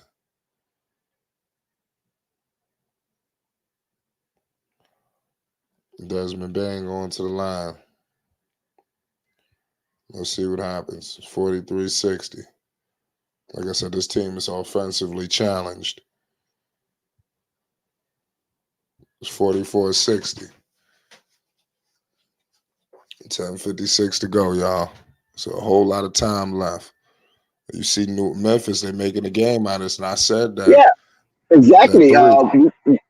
We talked about how they hit that three at the end of regulation in the second quarter, and now they are the only team that scored coming out of the break is Memphis. That they got, but you got to be careful because New Orleans could just hit a three, and then here we go. They got another. They get another stop. Good block by John Jackson. Bain has it. They better take it easy. Don't do nothing stupid. They just need to keep putting the ball in the hole right now. So Ja has it. Zion is picking up Ja. Oh, Zion. Oh, Ja. Oh, no foul. Let's go, Biombo. Biombo put it up. Yo, I ain't gonna lie, Memphis is on right now. It's 47-60. They got a timeout. They made New Orleans call that timeout. Dex, we was just discussing this. I was wondering if they can come back, but I did see I brought up that three at the end because it looked like they was ready to fight. They wasn't ready to lay down. And as they came out in the second half, it's looking like they're ready to bring that fight. Do you think that Memphis could sustain this effort, or do you think that New Yeah, Orleans is going to because slam the door yeah, shut because again? New Orleans is not a defensive stout team. You got Herb Jones out there and somewhat Dallas Tunis, and that's it. So you got one and a half defensive players out there in the court. So Memphis can find a way to get back into this game if they challenge the rim and they can hit from the outside, which will help their inside stratagem as the New Orleans Pelicans will be spread abroad. Pause. Right. Unbelievable. Salute to all y'all in the chat. Happy holidays to everybody. Want to thank y'all for tuning in tonight. On this game, with the return of John Morant, the king of Memphis, has returned after a lengthy suspension. Looking to put some of this BS behind him. He's got himself in a dogfight early here in New Orleans. Now, New Orleans ain't playing. Let's see if they can hang in there. That's gonna be key. Surviving right now. Salute to all y'all, man. Moments away, we're in the middle of a commercial break. Memphis came out hot to start the half, and it looked like they put New Orleans on the ropes, and they had them calling the timeout. So there's a lot to monitor. I like what I'm seeing from, like I said, even from the pieces in New Orleans to even get to where they was getting to. I just discussed Jose Alvarado. I love his game. Herb Jones, Murphy. They got a team that plays pretty well together, and it looks like they all like being around each other. So got to give them props. I think CJ had a lot to do with that. I think he like the ultimate glue guy. I think CJ was the veteran, the player that they needed. Because they had a lot of young guys there. They needed a grown man in the building. Just to get things regulated, just to make things smoother. I wouldn't even say regulated, just make things easier and smoother. For all of them to do what they do, and that's what has happened. CJ is a guy that the defense has to contain. He's not just one of the veterans that just provide lip service. I mean, the defense got to account for this man. So when CJ starts speaking, they're gonna listen because, like I said, he providing that same shit on the floor. He be getting respect on and off the floor. Who could forget the way he held Zion accountable when Zion was acting like he wasn't gonna report and all of this, that, and the third. He fixed that real quick. Nonetheless, it's 47-60, 10:22 to go in the third. Ja is still out there on the floor, ladies and gentlemen. Ja is out there. Let's see what Ja Morant does in this game. We got a lot of basketball left to play. New Orleans had just went ice cold, so I don't know what's going on with New Orleans. Here comes Brandon Ingram, picked up by Bain. Brandon Ingram shaking and baking. Ingram, he is looking. He finds Jonas Valanciunas. Valanciunas has it picked up by Biombo. They kick it out to Ingram. to Zion. So Zion stops the bleeding. It's 47-62 right now for New Orleans. So they was able to slow things down a little bit. Here comes the Memphis Grizzlies. And they converted. Good play right there. It's 49-62. 9:40 to go in the third. Brandon Ingram. He's fouled right there by Jaren Jackson. It's 49-62. 9:40 to go in the third. Crazy. Crazy matchup right now. Like I said, believe it or not, Memphis, to me, they right in striking distance. I don't think you could ask to be in a better situation. Now, you don't want to be sending Brandon Ingram to the free throw line. I think that's a recipe for disaster. But what they've done is they've crept back into this game with the clock stopped. And that's the way you have to do it. You know, when you in these big time deficits, you want to get to the free throw line and get some points on the board with the clock stopped. The clock.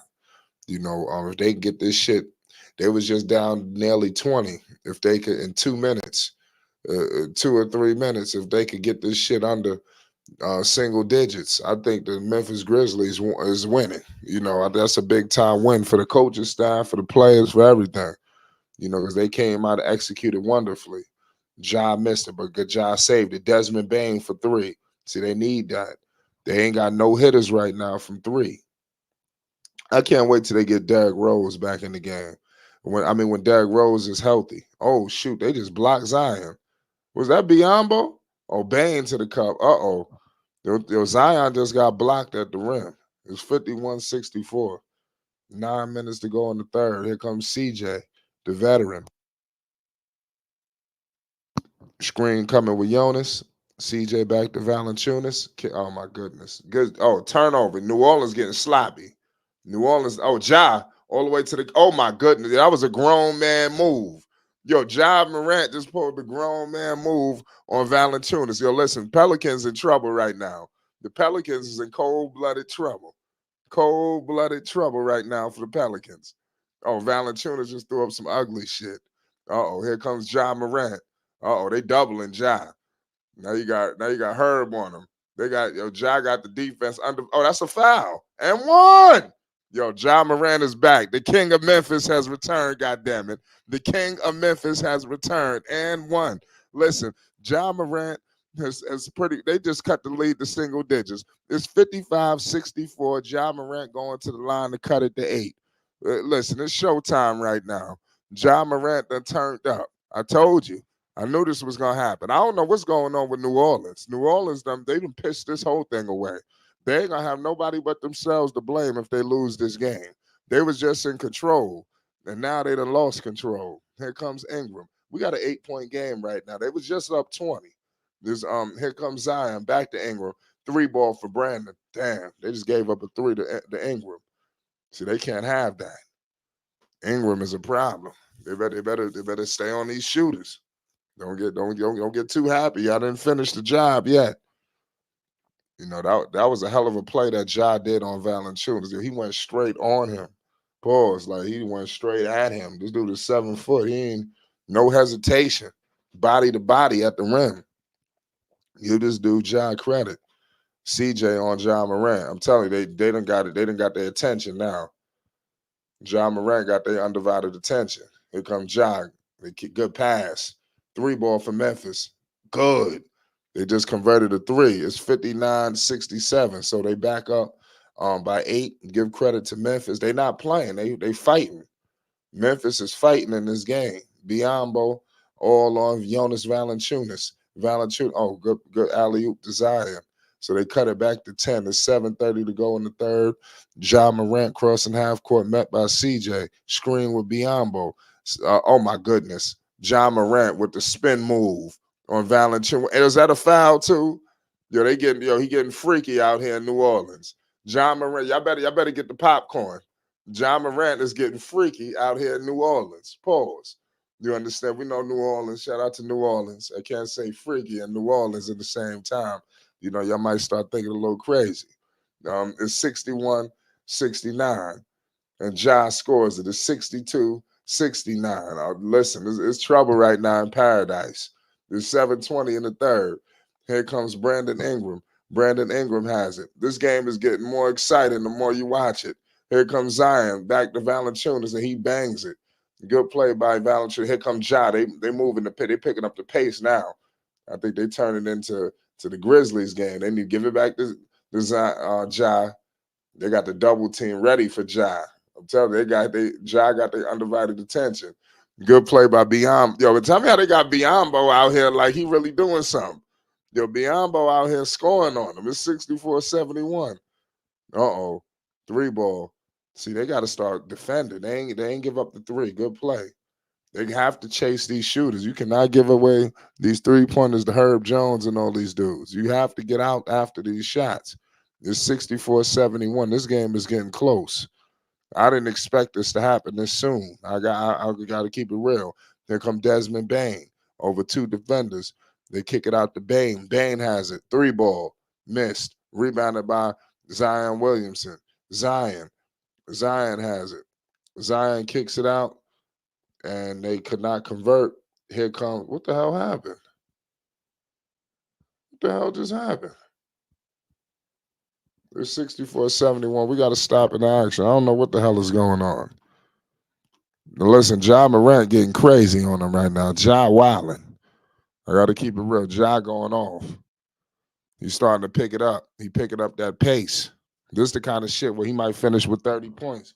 I said that in the second half he was going to turn it up. They just need to keep getting stops. Whatever they're doing it correctly. Here comes Bain on the baseline. They find Ja Morant. Ja has it. He's shaking and baking. Good pass. And then he go, what the hell just happened now? I said, Memphis, they can't catch no breaks. Look like we're going back to New Orleans. Yeah, they got to wake up out there. It's 64-73, 6 minutes to go. 6:01. Here comes New Orleans. C.J. McCollum has it. They kick it out to Ingram. Brandon Ingram picked up by Desmond. They find Zion. Zion tried to go up over 3 people. Here they go. Desmond Bain has it. Bain all the way to the cup. And he's fouled. Here comes, oh my goodness. This nigga Zion just threw a wow alley. Man, yeah, they got the crowd back involved now. Yeah, they need to get a timeout. If you Memphis, yeah, they need a timeout. Yeah, Zion just threw down a ferocious alley oop. Like that alley oop was dangerous. Like I ain't gonna lie. It's 64-75. Yeah, they starting to pick it up. What happened with John Morant? He holding his back. Let's hope that he just tired. Good play right there for Memphis. They're starting to pick it up. I'm telling you, they need to get Derrick Rose. Once they get Rose to come off that bench and back up John Morant, they're gonna be in good shape because Derrick Rose is gonna be able to keep the damn shit going. I don't know what the hell's going on with John Morant. They got all the trainers around here. Yeah, it's probably his wind and endurance. He got to get that up. It's 64-75. Yeah, he breathing heavy.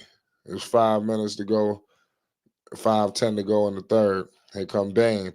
Now, while Ja's on the bench, and I think Ja's on the bench because he was seriously fatigued, they need to make sure they can sustain themselves. Now, this is going to be the biggest problem. Can they sustain, or they going back up? They're going back down by 20. They can't just launch 3. Oh, they just hit a 3.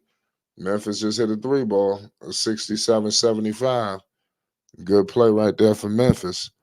There's 4:40 to go in the third. Here they go.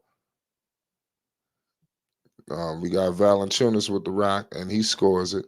Good play right there from Jonas Valanciunas. It's 67-77. Great play right there. Here comes Bain. Bain has it. Desmond Bain has the ball. He's shaking and baking. Desmond Bain screening with Biombo. Desmond Bain scores it, and it's good. It's 70-77. 4:05 to go in the third. Here comes Valanciunas. Zion has it. Zion Williamson shaking and baking. Zion all the way to the cup on Jonas.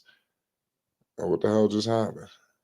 They give it to Ingram. Brandon Ingram has the oh my goodness, Brandon Ingram with the crossover. Brandon Ingram all the way to the cup. That was crazy. 70-79. Here comes Bain. Bain has the ball. Biombo and Bain screen and roll. 3 ball for Memphis, and they could not convert. They shooting too many threes. And they don't have to.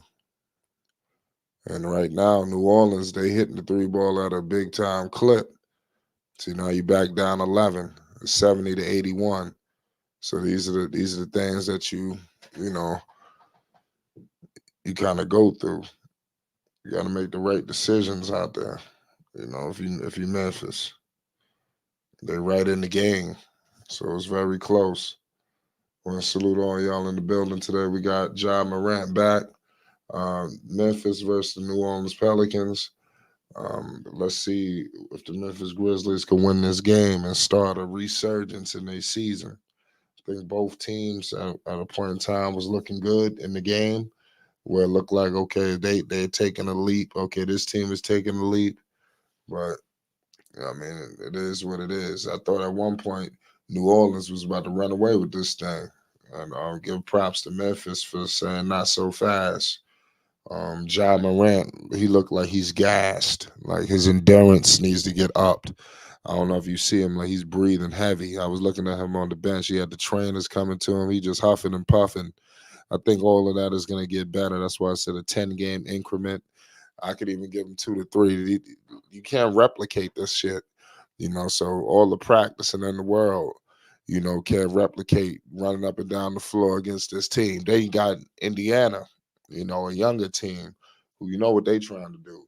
So you got to definitely get himself in shape, so let's see what happens. I ain't never seen Ja gas like that, breathing the way he breathed. I think that's the only reason why they took him out the game. But nonetheless, Ja Morant has woken up. Memphis has woken up. They look like they want to fight. Now, can they sustain themselves while he's out there? We got to make sure that they can hold it down while Ja is sitting down. Yeah, that's gonna be a problem all season for Memphis. When Ja go to the bench, how do they sustain the offense? Because they just throwing out to these dudes, they chucking up threes. I want to hope that these guys really do this. But the way the offense look, they shoot, they're throwing up prayers.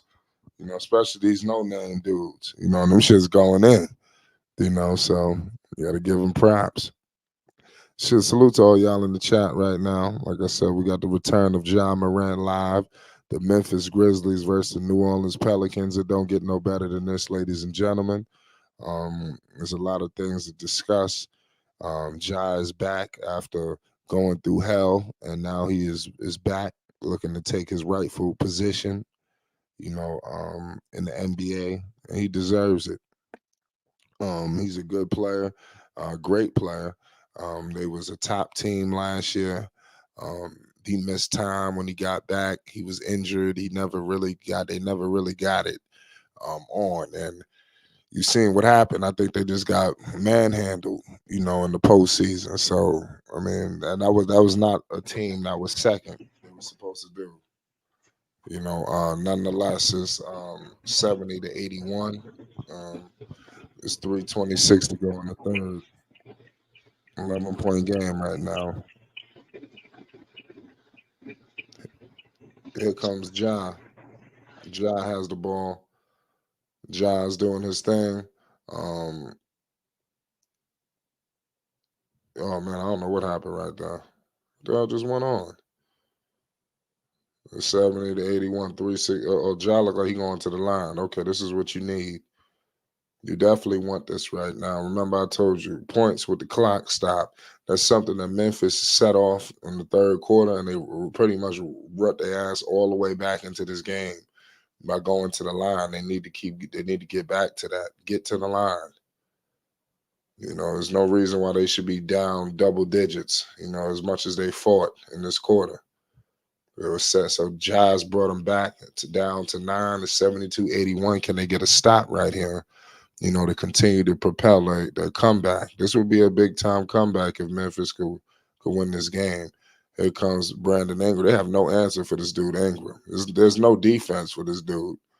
That's the problem. There's nothing nobody could do to stop this dude from making his shot. Um, Here goes Ja all the way to the cut. Oh, wow, that was a foul. He didn't even get it. Here comes, New Orleans. They going back to the three ball again. Jose Alvarado for three, and he missed it. They trying to go for the juggler vein. New Orleans, they getting the ball. They launching threes. So 72-83 Memphis. They down. Let's see what they could do. Got Ingram on Ja Morant. Ja getting double teamed by Ingram and Zeller. Good pass. Who was that? I thought that was Biombo.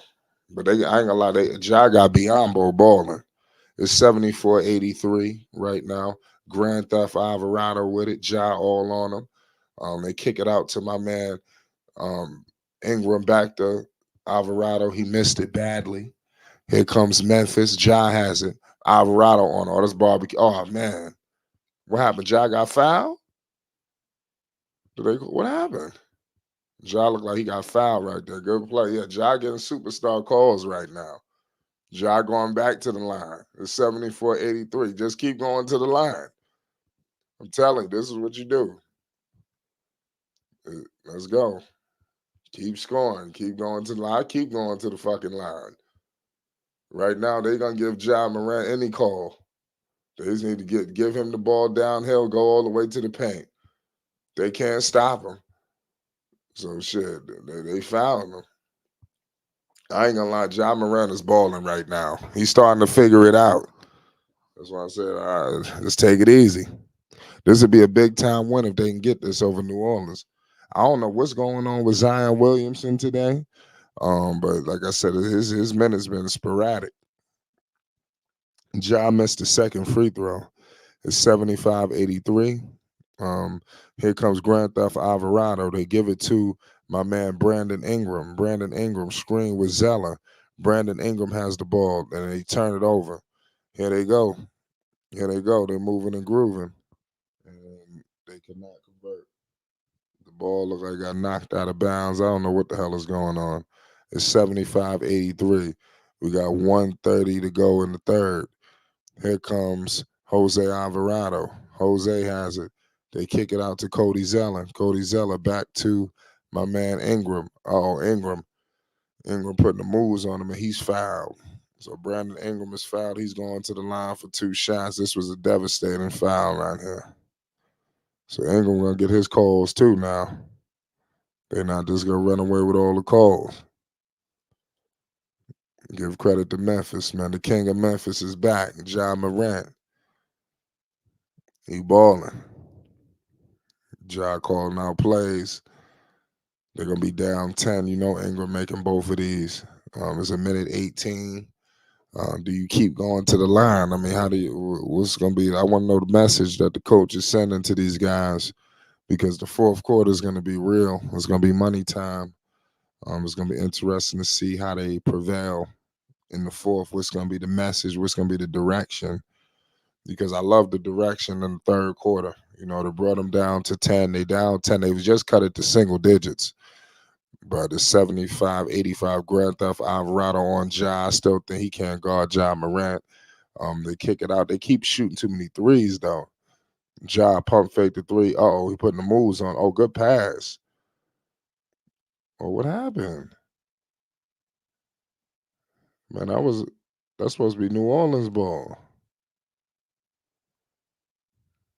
Man, I ain't gonna lie, they screwing over Memphis right now. The Memphis ain't getting no the refs ain't giving them no justice. That was a good pass. I could have sworn dude deflected it. I ain't even look it over. Here comes Grand Theft Alvarado. Grand Theft Alvarado gives it back to Zion Williamson. Zion has it. He's shaking and baking. Zion kicks it out to Herb. No, that was Murphy, pardon me. It's 75-85, 36 seconds remaining in the third. Great matchup so far. Zion is back in the game. Zion Williamson is back in the game. It's a 10-point game. Here comes Ja, the king of Memphis. Picked up by Jose Alvarado. Ja all the way to the cup, and he converts it. Ja is wilding right now. I'm telling you, get the popcorn. Usually stars would go turn it up a notch in the fourth quarter too. Just get the popcorn. Shit, it's Zion Williamson. Zion Williamson. Uh-oh. What is he gonna do with it? Zion going all the way to the cup. He kicks it out. They're finding the shooters. That seems to be something that New Orleans wants to do. They want to get their shooters involved. What has happened? Don't tell me Memphis just turned it over. Oh, it's Memphis, man. Memphis making too many mistakes. They just turned it over. That was a big time rebound to turn it over. Just trying to give New Orleans a pathway to victory. Najee Marshall's taking a seat. Here comes the Pelicans. They're inbounding the basketball. There's a crazy game going on right now.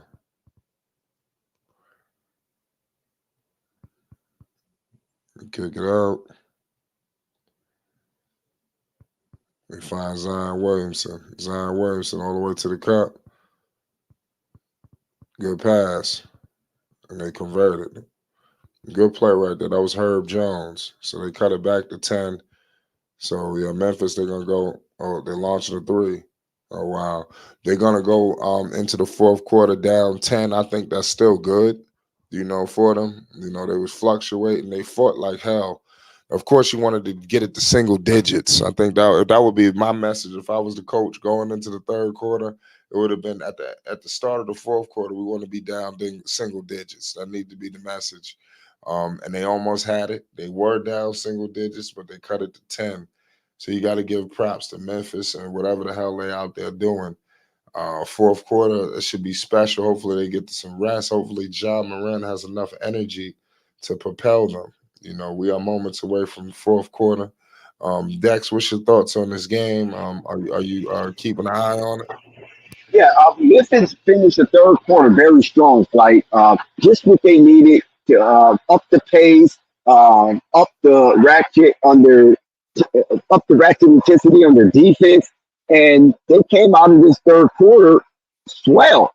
36-point third quarter and held the Pelicans to a 27-point third quarter, and this is why you have the Memphis Grizzlies +9 in the third quarter 87-77, 10-point lead, but coming out of halftime, it was a 19-point lead. So they chipped into it very well. And if they continue to do that, this will be a hell of a game going down the stretch. Now, in some of that third quarter, it looks like there was some uneasy in the Big Easy. So the New Orleans Pelicans, they did hold on strong. They hold a 10-point advantage going into the fourth quarter. So some of that uneasiness has been dissipated from the New Orleans Pelicans, Brandon Ingram being the man that he was in the third quarter. So inside the Big Easy, the boot, the Bayou, Pelicans up 10, 87-77. But Morant is on his way, Flight. Morant is on his way. So don't stare, just be aware. Yeah, you're right with the man said. Better be aware. There's a lot going on. It's about to go down, I tell you that much. We are moments away from the fourth quarter. Like I said, this is when the stars do their thing.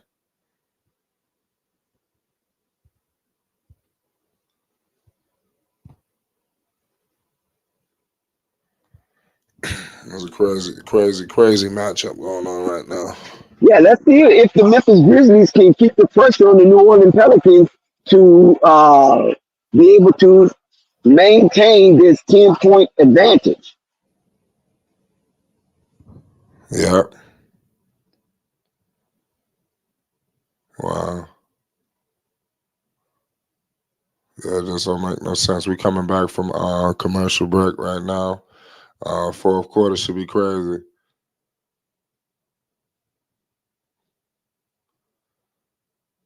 That don't make no sense. Salute to all y'all in the chat. We coming back. Hopefully Ja do as they says. Ja's a threat. He been a threat. He just need to get things percolating. That's all. Give him some time. We can't rush shit.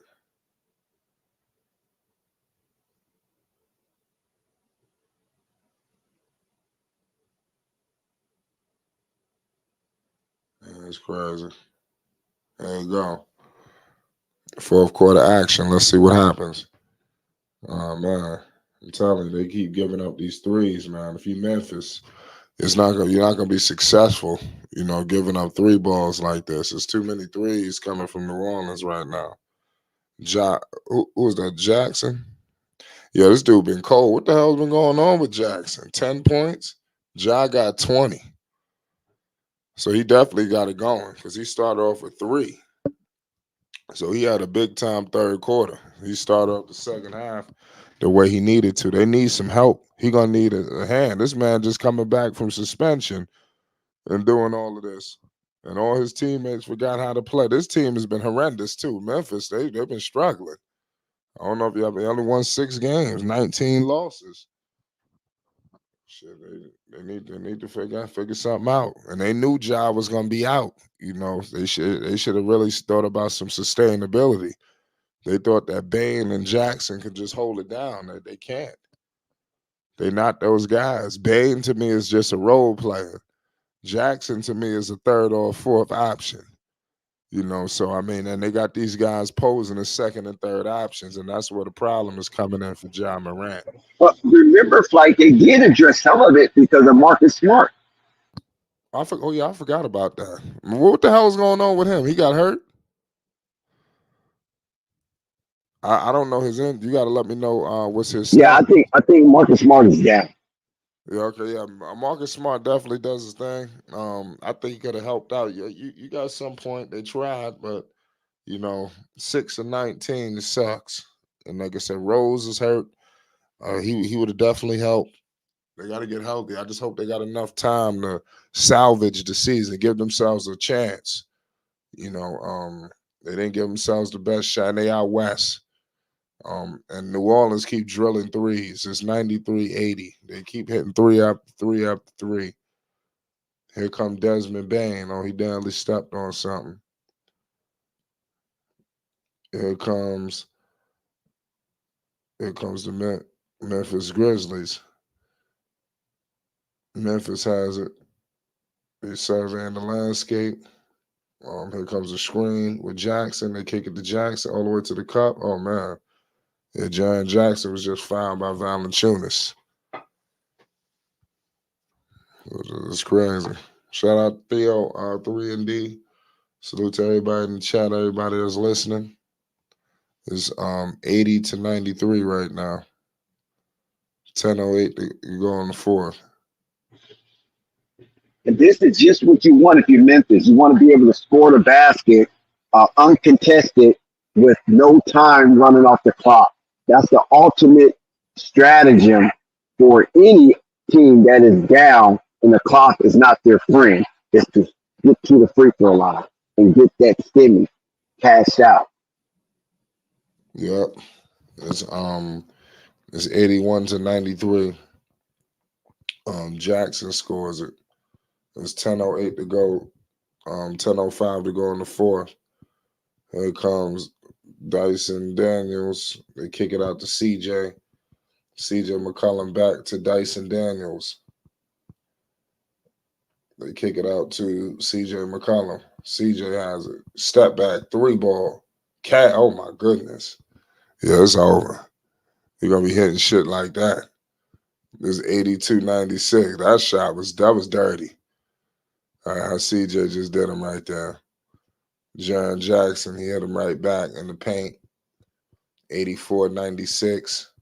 They can't stop these threes coming from New Orleans.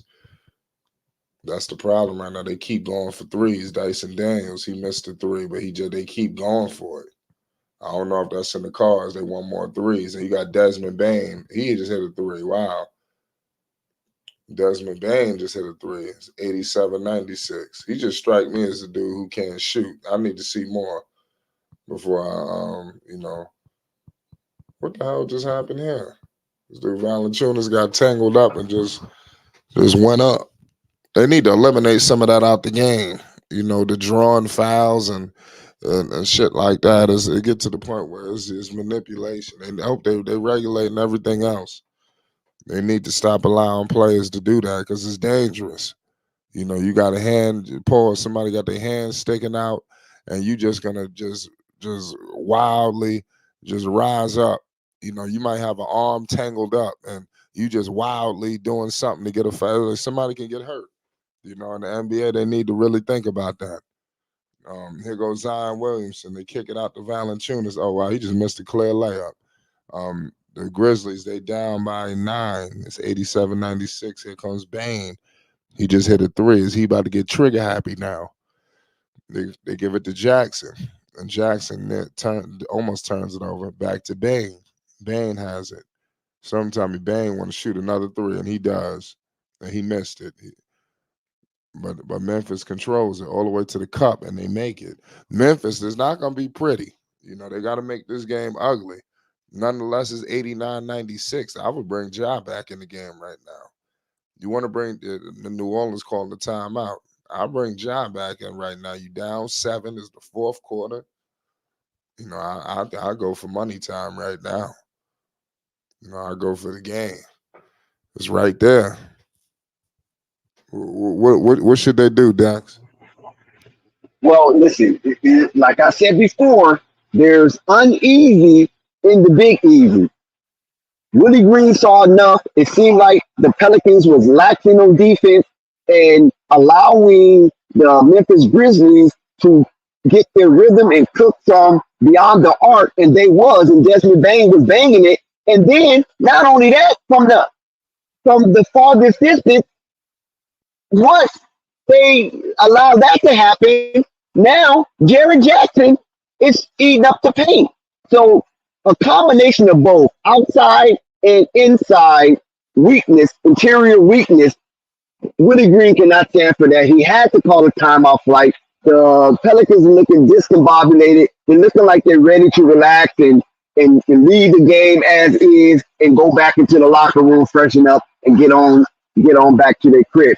But Willie Green said, man, there's too much time left on the clock. We're in the 8-minute zone, 89-96, 7-point ball game. Once again, 7-point ball game inside the 8-minute zone in the fourth quarter, 8 minutes and 17 seconds to be exact. And Willie Green have to readdress his troops and dress them down to make sure that they are not mentally fatigued as well as physically fatigued.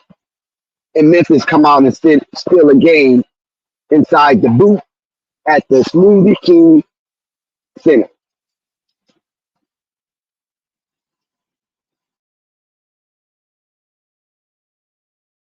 Shout out to the Pelicans. They're doing their thing. Hopefully they can get this victory at the Smoothie King Center. I think that's what everybody wants. Yeah.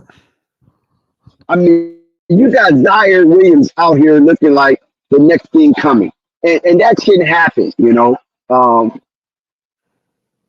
He's a good player, but he shouldn't be showcasing a comeback like this without resistance. And that's what Willie Green will have to address his truth and hope that his message resonates with them so they can come out and play stellar defense and close this game out in these last 8 minutes. Because that's a lot of basketball to be played. Like when you're only down 7 points and the momentum has switched, it is a dangerous situation. So that's why I call it uneasy in the Big East. Yeah, I agree with that. Shout out to the Big Easy. Salute to everybody that's from New Orleans, repping New Orleans. You already know. Let's see if they can come back and get this game. I think that's key. But nonetheless, we coming back from commercial break. It should be an exciting matchup, to say the least. It's not too late to put your picks down. I was rolling with Memphis. I did call Memphis. I was ready to take back my damn pick earlier when they started struggling, but we can't do that. Let's see what they could do. It's 89, 97, and here come Memphis. They rolling. Ja is fouled. So they got the right recipe. It looked like he going to the line, for two. That would have been an amazing and one. Oh, what happened? No, they're not. What they doing? They not sending him to the. See, this is why I'm saying. This is when I be thinking shit is out. Should be a little crazy.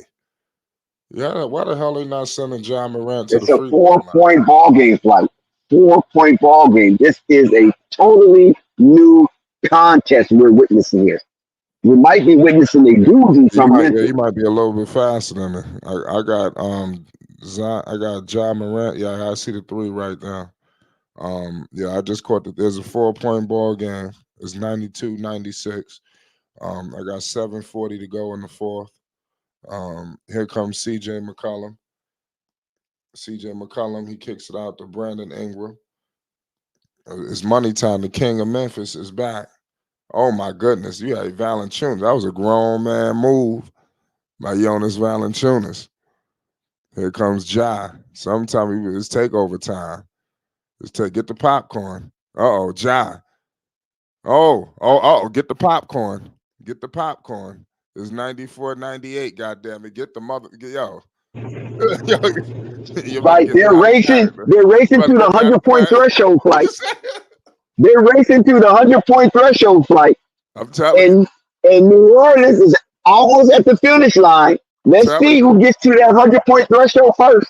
Listen, John Morant out here wilding. The king of Memphis is back, goddamn it. Hustle and flow.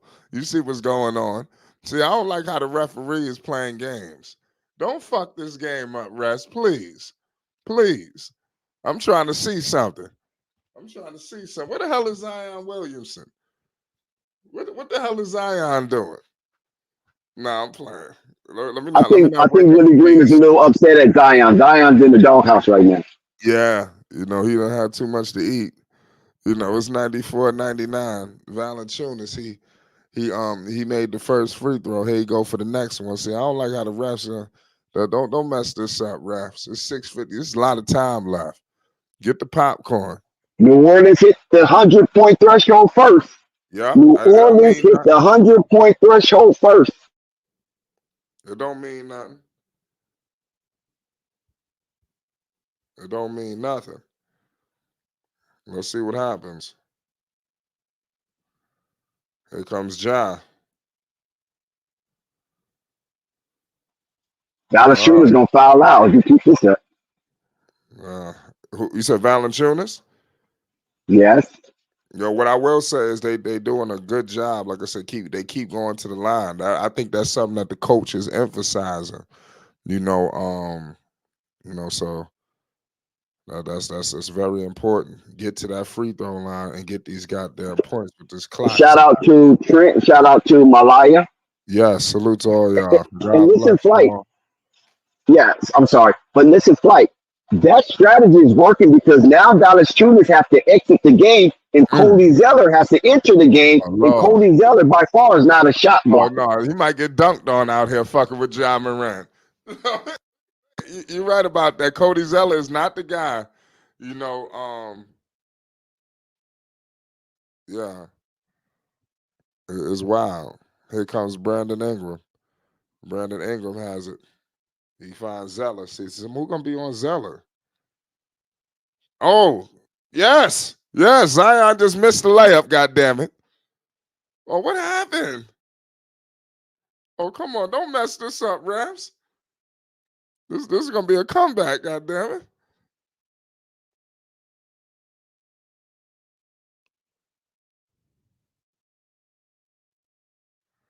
There we go. They rolling. Here comes the Memphis Grizzlies. Oh shit! They turned it over.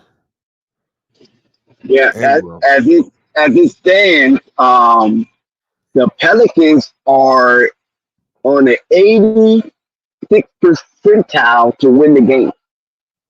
That's a good chance. I like those chances. Like I said, John Morant, he definitely doing his thing. John just got to keep holding it down. Salute to all y'all in the chat right now. John Morant is back. Memphis has put in some more troops on the floor as they try to march down this 5 minutes and 44-second 6-point deficit. Yeah, I think it's a lot of time. I think they can come back and do it.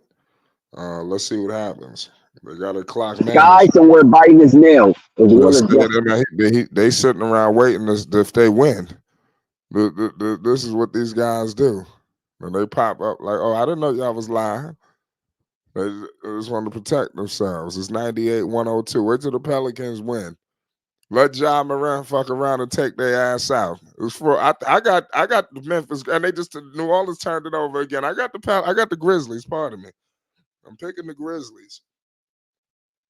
Something is telling me that the Grizzlies ready to do something. 102-98 inside the 5-minute zone of the fourth quarter. Yeah. Oh, look at this here, Flight. Oh my God. This is the closest Memphis been damn near since tip-off. It's about to go down right now, goddamn it. They're in trouble. It's 100-102. Ja is in takeover mode.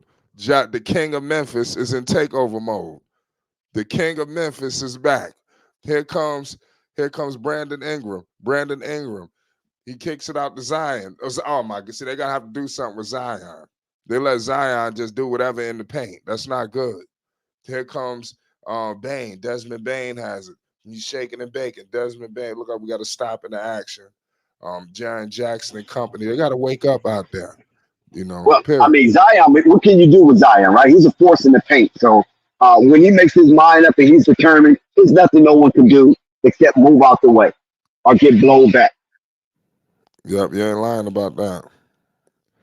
You gotta give props to these dudes. John, they doing their thing. Let's look at the stats right quick. Ja got 26. Yeah, he could fuck around and lead all scorers. Ingram got 29.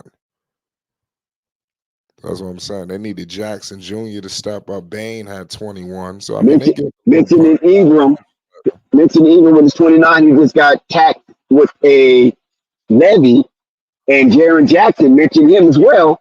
Those two was bunched up, and Jaren Jackson gets the foul, and now Brandon Ingram comes right back with a bucket. Yeah, BI. Yep, so it was 106-102, 4:30 to go. Here comes Ja. Let's see what Ja do. Is he going to stop the bleeding? Ja Morant, the king of Memphis. Ja Morant.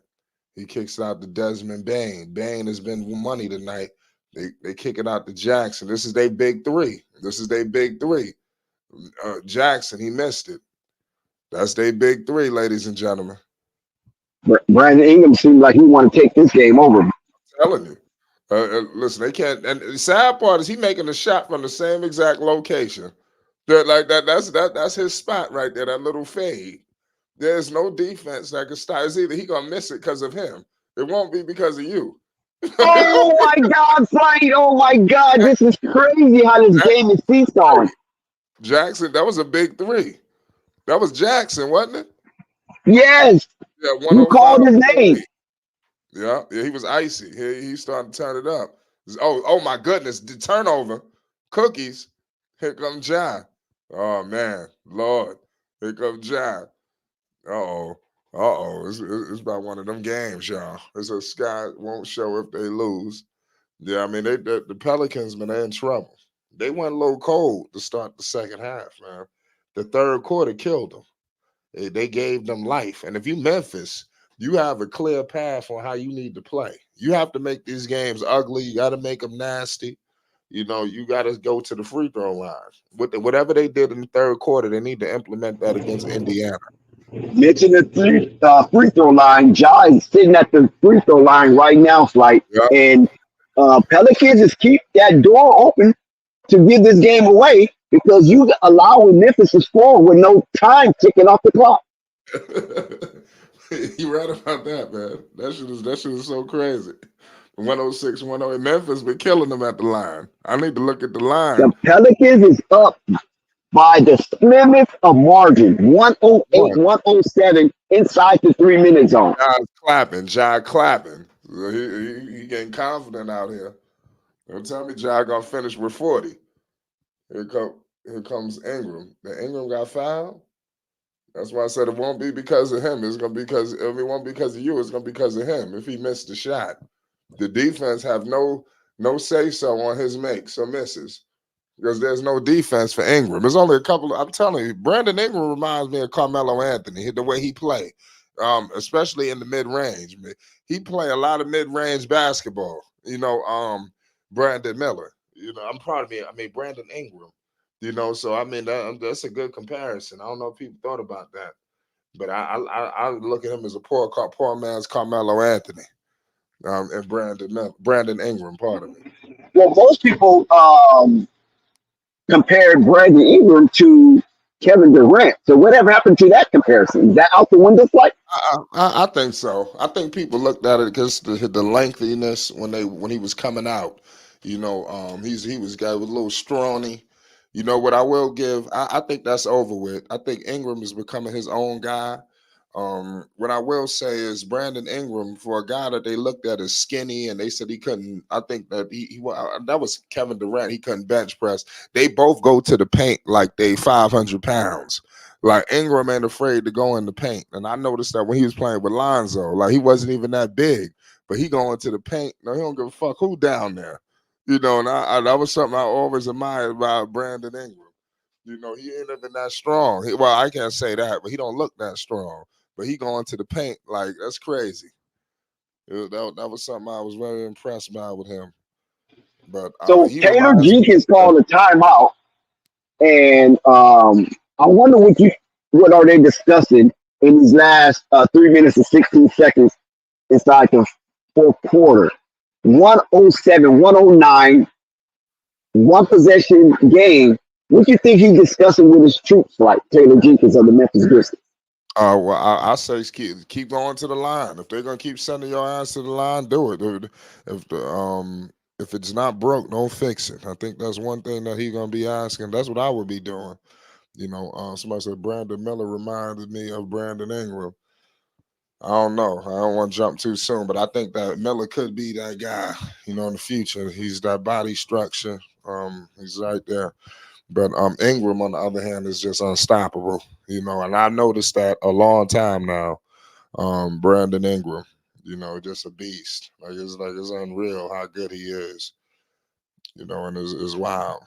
I can only imagine if he was on the team where he was the legit go-to man. He looks even better where he got Zion and CJ and everybody out there. Where he's a problem. He has some injury issues too. Yeah, he had the blood clot situation. That really almost derailed his career. So that put his career in focus and perspective once he recovered from that blood clot situation. But you know what? This is where the Memphis Grizzlies misses Desmond Bane, because Desmond Bane would be on Brandon Miller, and he would be harassing him, bumping him, and trying to bully him. But since that presence is not on the court for the Memphis Grizzlies, Brandon Ingram can have his way today. Yeah. Here comes we come back from commercial break. We got a 2-point game right now. 3 minutes and change remaining. 3:16 remaining in the fourth quarter. 107 to 109. There's a whole lot of basketball left to be played. God damn it! It's Flight Sports TV. It's crazy.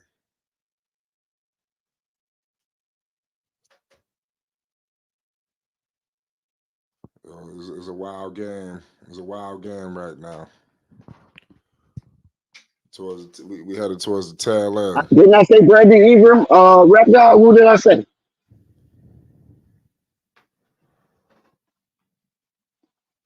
Yeah. Yeah, I was saying Desmond. I mean, but I think Dylan Brooks. If he was on the court, he would be trying to bully Brandon Ingram and try to, muscle him out of his position. But since that's not on the court tonight, Brandon Ingram will have his day his way. Yeah, I totally agree with that. We got the King of Memphis. Oh, don't tell the King of Memphis. Oh, if he would have made that, That would have been over Zion right there. I was about to say, don't tell me he coming back like this. He coming back hitting step back threes on Zion and shit in the clutch. I would say that would have been a lie. Here they go. They give it to Valanciunas.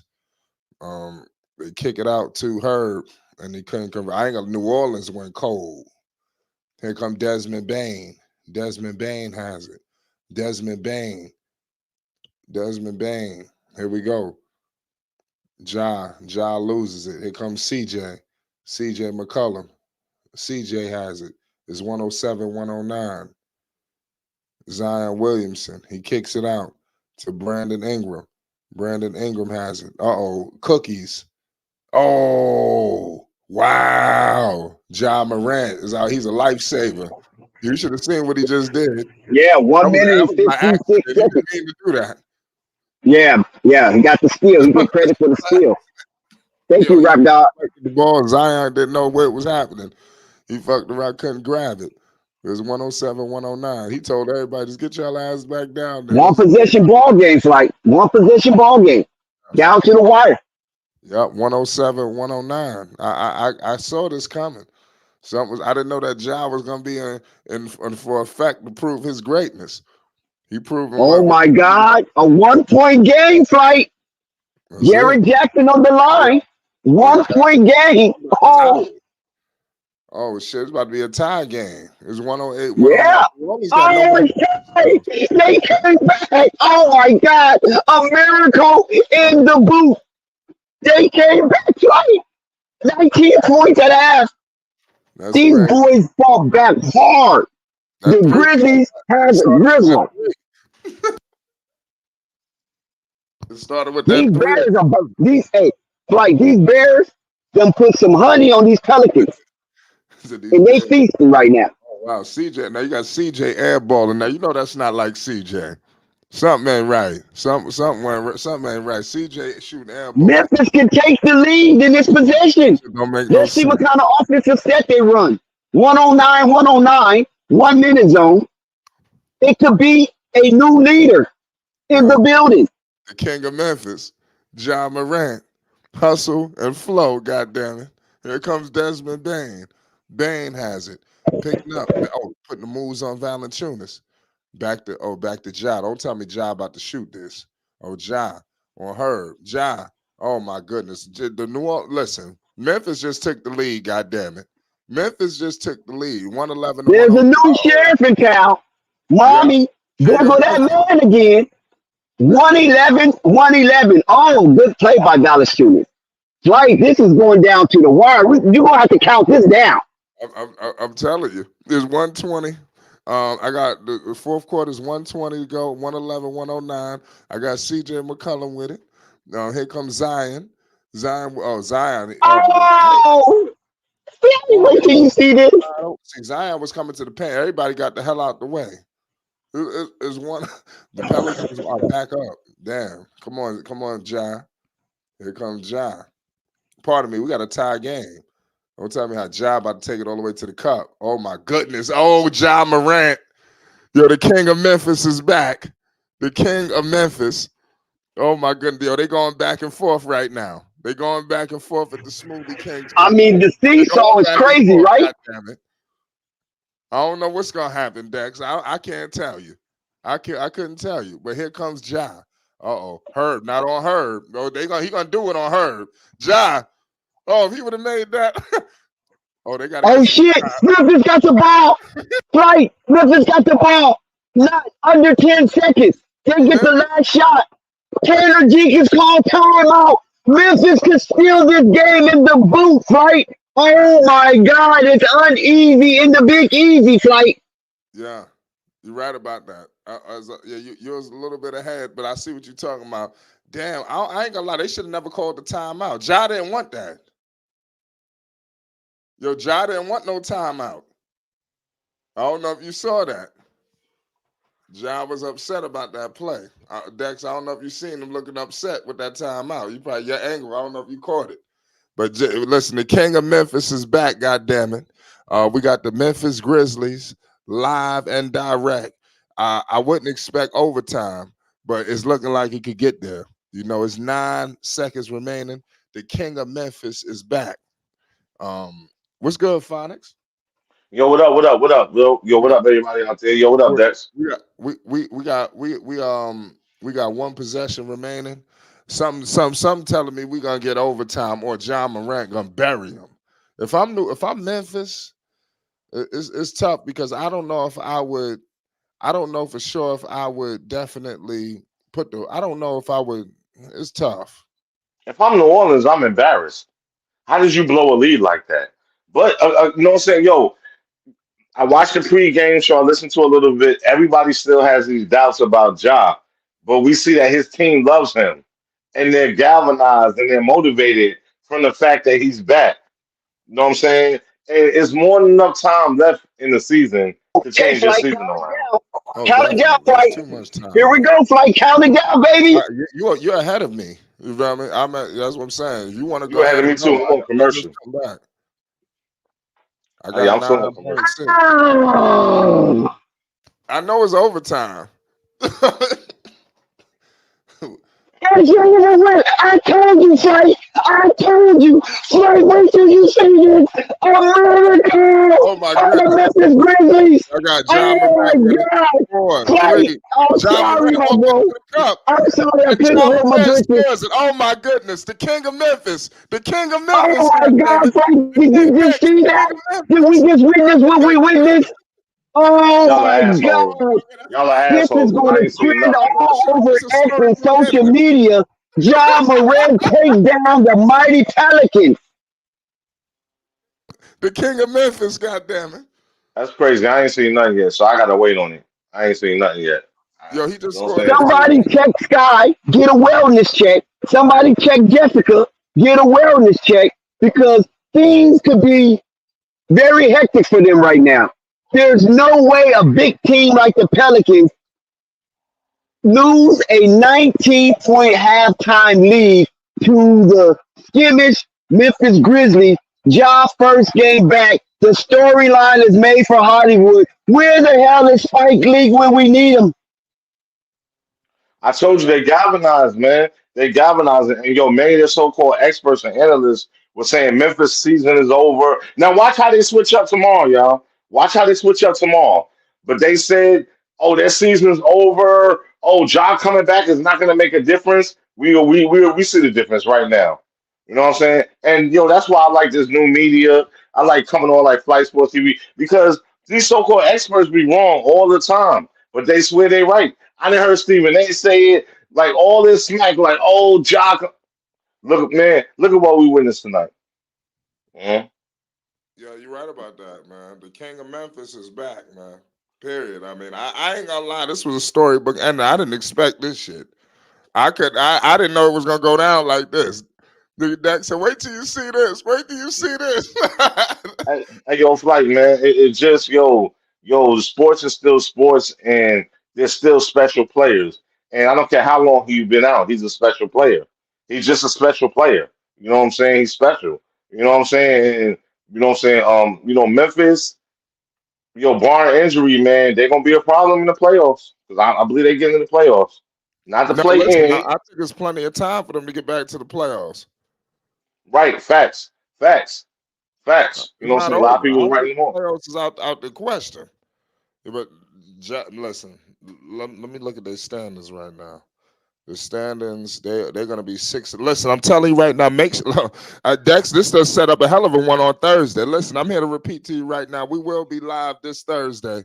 The King of Memphis will be going up against Tyrese Halliburton. So I'm telling you right now, y'all, the King of Memphis been listening to everybody talk about how he this, he that. I did call it. Shout out Trent. Now, I appreciate you. Salute to everybody coming in with the homage. Listen, but y'all need to go back to when I called that 3-pointer in the second. When I said, listen, they made that 3 at the end of the second quarter going into halftime. I said that they made that like they not really ready to lay down just yet. They ready to fight. And we seen the fight firsthand.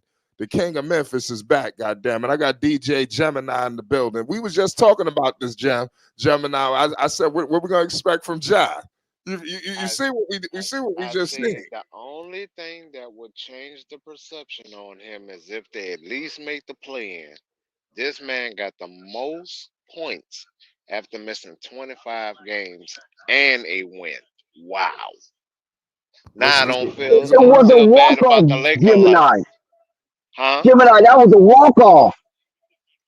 Yeah, but still, I mean, he's 34 points, but still the fact of the matter is he has the most points after missing 25 games in NBA history. That's what he just did tonight. So we have to take that into perspective also, bro. He's special. I don't take that away from him. But the only thing that'll change the perception is if they make the play in this season. Trust me. I I think if think they this make the is gonna plan, gather. you gotta put him in higher regard. I mean, he's in high regard, but I'm saying as far as the way the Listen, John media Morant is feel a about top him. 5 point guard in the NBA, man. I understand we gonna have to move some motherfuckers around. I think that's the conversation that we need to start to have. Because there's a lot. They was the second seed in the loaded West last year. The second. He went through all Yeah, them I mean he's technicalities. I know, a but younger we got to Westbrook. start to pay homage. This is John Morant. Man, he's a younger Westbrook, and I'm enjoying the game. I'm enjoying what he brings to the game. I really am. He a better I shooter than Westbrook, though. A little bit, just a little bit. They both streaky. They're both extremely streaky. So I mean, for the bigger media, he just got to make the play in, and that does shut down all the naysayers, all of them. Like this bananas, dog. That's This crazy. was a hell of a game, like across the board. I was getting emotional on this side, so I ain't that's gonna lie. why I This, didn't want you to know come that up this, you know before. what this done did, right? Now they about to shit on Zion Williamson. This all this happened. He had some issues this game. I mean, his minutes were sporadic all night. I'm telling you, tomorrow, watch how this shit turn into a hit on Zion Williamson. His weight issues and this. I'm telling you, this is gonna become an indictment on Zion. And we was already he already had the bullseye on him for all that. It ain't gonna be nothing different. Ain't nothing shaking with that. Trust me. I gotta admit, But this was a very fun game, man. I don't want to mean to cut you off. I really enjoyed this game. I think that Memphis, this is gonna be a team that's gonna be exciting this year. I can't wait to see Ja versus Tyrese Halliburton, and I hope we got a chance later to discuss that matchup. But go ahead, John. We got Devastating here. We got Phonics. We got All Access. Salute to the chat. What the hell is good?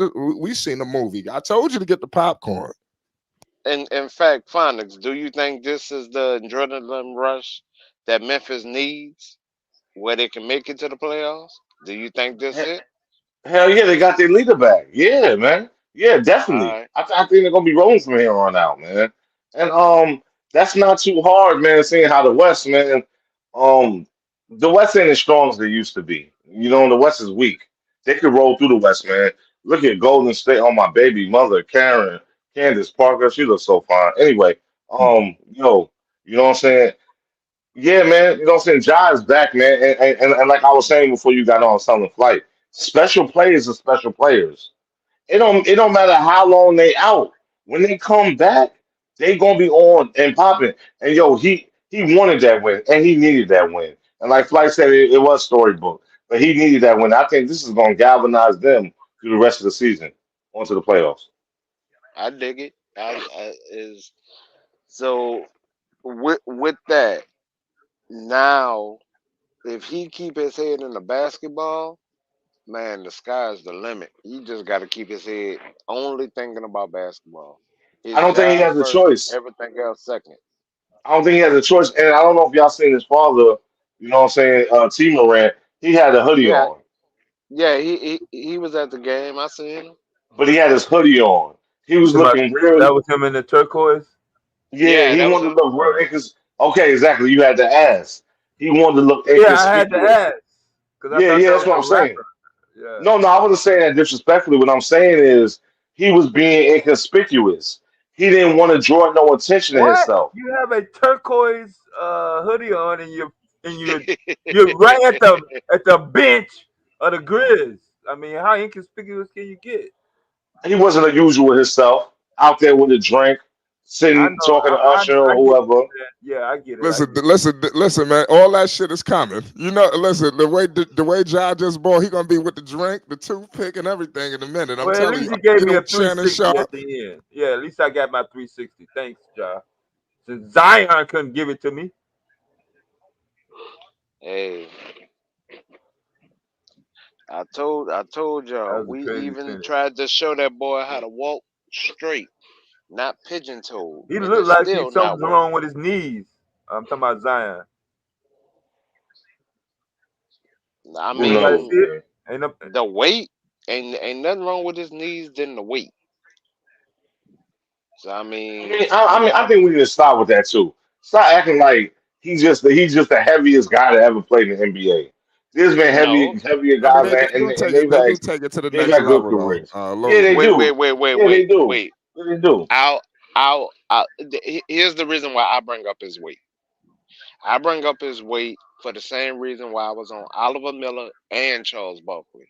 Because if you remember correctly, Charles Barkley, not when he did the Phoenix outro so he can get out of there. I'm talking about after that. He even had to lose weight because of his knees. Oliver Miller, prime example, could have played at least he got three Who more real else you knees. leaving seasons. out? Hey, but hold on. Who else you leaving out? And it's A one of lot the of greats who was just yeah, on talking today, Shaquille O'Neal. You know yeah. what I'm I mean, saying? Yeah, Yo, he went even to in the the Celtics. middle of his career. He No, no, got I'm big when so, he went to the Heat. nah, man, nah. He was big with LA, and He that was was big to with make he the LA, was but he beef. big got in even LA. bigger. He got even bigger when he went there. Right, right, but that was a big beef with him and Kobe because Kobe felt like he was not in shape. You know what I'm saying? And he wasn't in shape. He was overweight then. You know what I'm saying? So I mean, for people like Shaq and them, like slow down, man. You know what I'm saying? You talking about on the what's the name? I'm the number one big man, and you know what I'm saying? I got the right to say this. Yeah, but we got the right to say this too, Shaq. You lost you could have won a lot more championships with Kobe if you was in shape. You weren't in I shape. do agree, but just like I said, he's an undersized power forward. Yes, I do want him to have some weight on him. I agree with that. But can I also say he's about 14 pounds over what I would want 14. him to have? Yeah, because right I now think he, 14 he pounds would be generous. Yeah, I I'm think you think it's 400. It can't be. uh, Nah, let me not say uh, that. nah Nah, he's not he, It 400. could be. These I dudes the, plead the 6'7". fifth. He Nah, opened up. nah. You're right. where the last I time don't even they think I weighed don't even think him, it's 300. it was You don't look it, 300.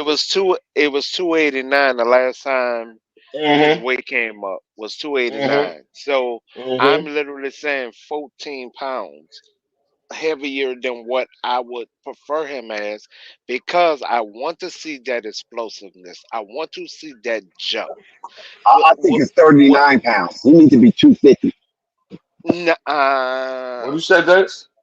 Hold on, I Dex. said uh Zion needs to be 250. He's only thick.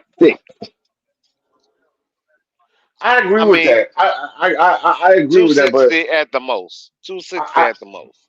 I think the message that we're not sending, but the mainstream media center, they're gonna break this dude confidence, man, and he gonna end up out the league.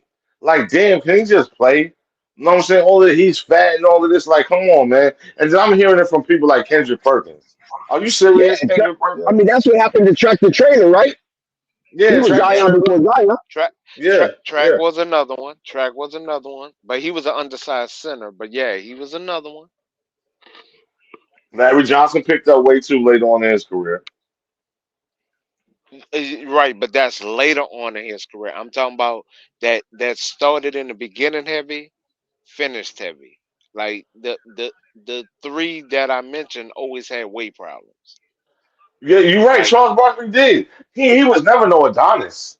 You know what I'm saying? Yeah, he always had weight problems. So I mean, yeah, so if you ask me, I never looked at him like he was like some chiseled dude in shape. To me, he no always no like no he wasn't in shape. no. I'm pre- No, I no, no. I understand what precisely you're saying, on brother. I about understand what you're saying. undersized power forward. Like to bang, yes, but to literally stop your like you're stopping yourself. Like that's just like if you was playing football right now, you supposed to be the running back, and you heavier than a mug, but you wondering why you only averaging 1.8 yards a game. Um, same scenario. That's with Zion right now. He's stopping himself because if you notice, he's extremely winded. He can't last a quarter like he could before. I will not blame that on him being a brand new father because he can't afford a aide. So I'm not gonna blame it on that. But it's just in general, bro. I think he's hurting himself by not But I don't think keeping. we're being honest with ourselves. Hmm. This is what we Okay, saw in college. This is what we saw when he came in the pros. So what are Yeah, we but we looking were getting. for? Yeah, no, he gained weight. but we He were gained getting. weight. We still got 360 dunks in college though. I mean, yeah, but what is a dunk? Yo, does that guarantee a win? See, that's what I'm saying. I never I'm jumped not on that on the hype dunk. band. I'm Yeah, I'm I never I'm not jumped on on the the hype dunk. band. Yeah, yeah. As soon as he became a viral sensation, that's when everybody started coming to the games. He wasn't even the number one ranked player in his state coming out. You know what I'm saying? And if you ask me again, yo, let's do this draft again. I take R.J. Barrett. He's having a way better career than Zion. You know what I'm saying? Mm, no. Why he's not? He's a starter for his Knicks. He's Zion is a probably the two-time second All-Star. Minnesota. He just started producing. RJ really, honestly, just started producing. No, If Zion you, have a better career so far yeah, because he's a Hey, but yeah. two-time that you know, All-Star. but that you know what that goes off of. So we gonna really be serious about No, that. no, no. Oh, RJ just got to producing 19 points a game. RJ wasn't at 19, at least 18 points a game before. Like he was a little below it. He was like 16ish, 17ish, but he never really like peaked. Now he's at least producing more active on defense because at first he wasn't as active on defense as you would have preferred him to be. Now he's starting to like come together.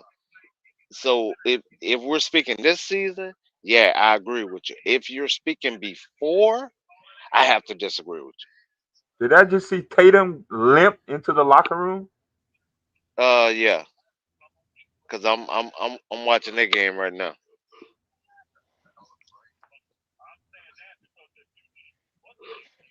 But that's the only thing with RJ. RJ just started producing fine. Well, the Like thing is though, he been contributing heavy to his team because he's been there. Zion hasn't been there. He hasn't been healthy. You know what I'm Hmm. saying? He hasn't been healthy, and that's I'll why the give you Knicks is that. rolling right now. You know what I'm saying? Knicks is rolling right now. No, excuse me, my Knicks are rolling right now. You know what I'm Nah, the saying? We rolling. Villanova connection got y'all rolling right now. You Say damn it with right. your You know chest. what I'm saying? The You damn right. Villanova connection got y'all rolling right now. Yeah, we rolling. You know what I'm saying? Yes, sir. You know what I'm saying? Beat LA. You know what I'm saying? So yo, I don't know, man. You know, I just think that you have to be careful with these kids today. And I'm talking about even athletes. They're not like we were years ago. They can't take all this criticism, man. You know what I'm Hmm. saying? And I Nah, just think I agree. the endless should lay off a little bit with that boy. You know what I'm saying? Man, you gonna force him to do something to himself, man.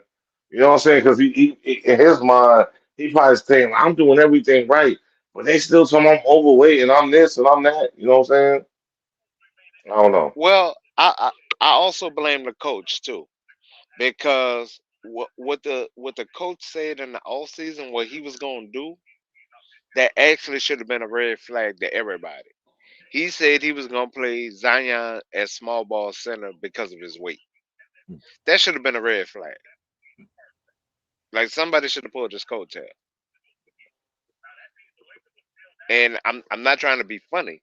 When he said that, I was just like, okay, if you wanted to expose your player, bro, you could have did that a little more like nicer, like because you really about to expose this man like all the way across the board. So that's the only point.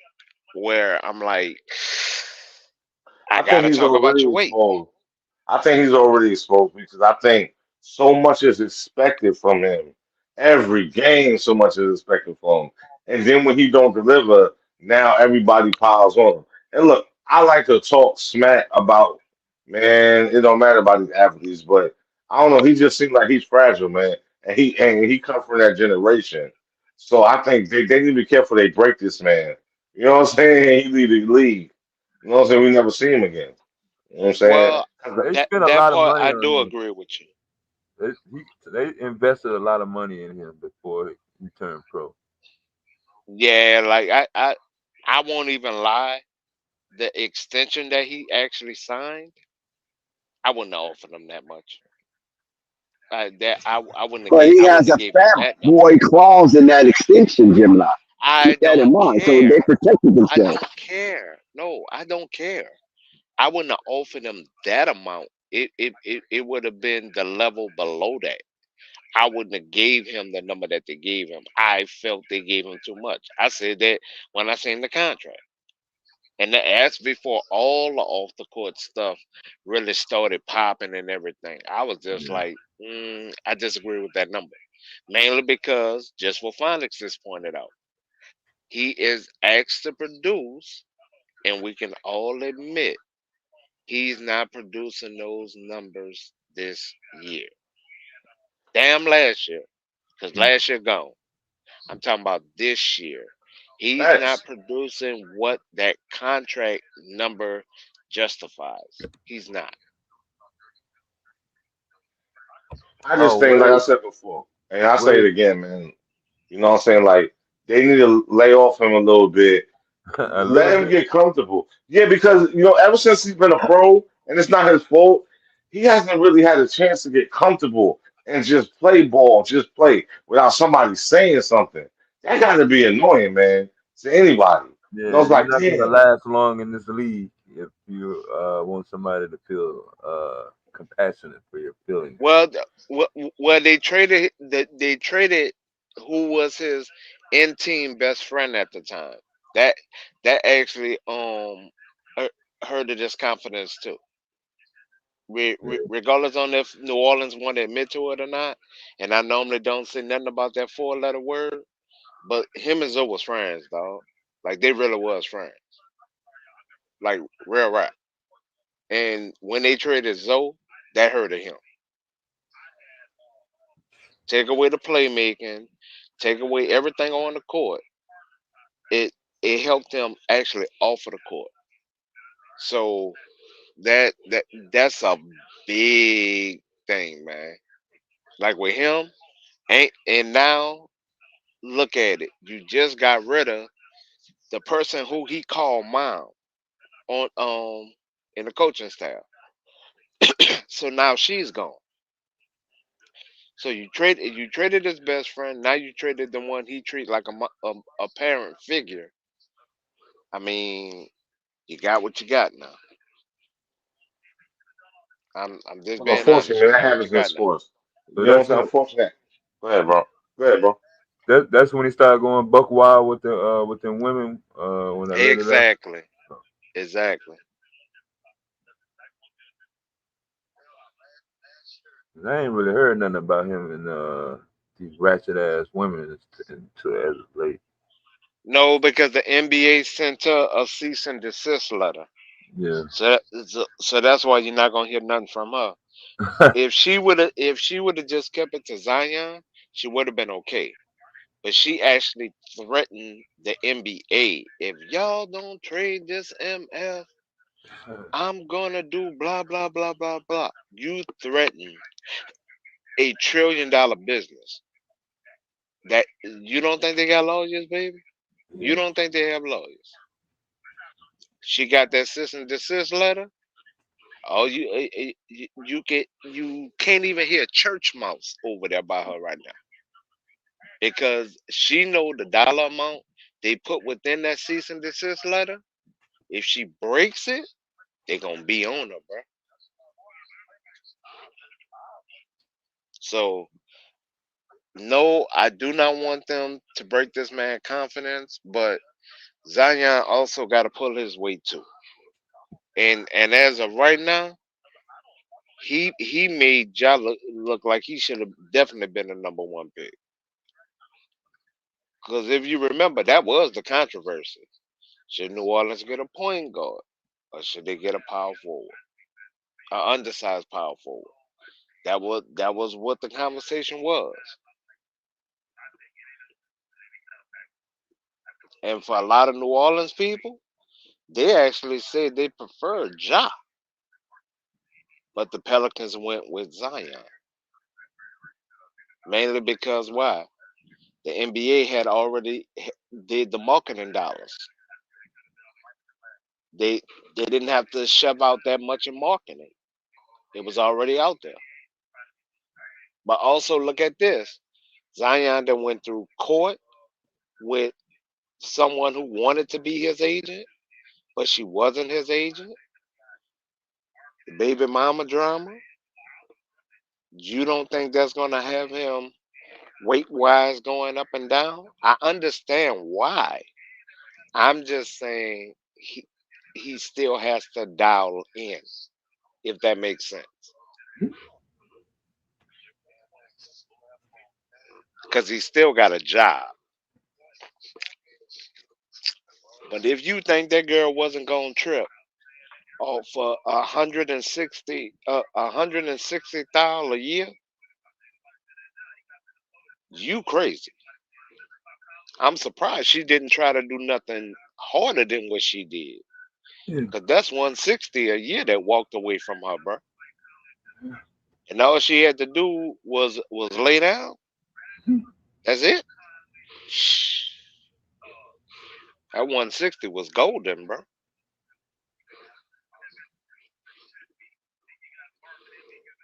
I just hate that he put himself in that honey trap. That's all. Yeah.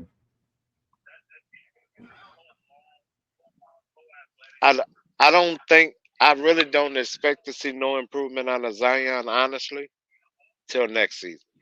I really don't. All because of what happened this offseason. I honestly don't expect to see nothing until next season. And if they still have him playing small ball center, he's gonna try to justify his weight. That's gonna keep him heavy.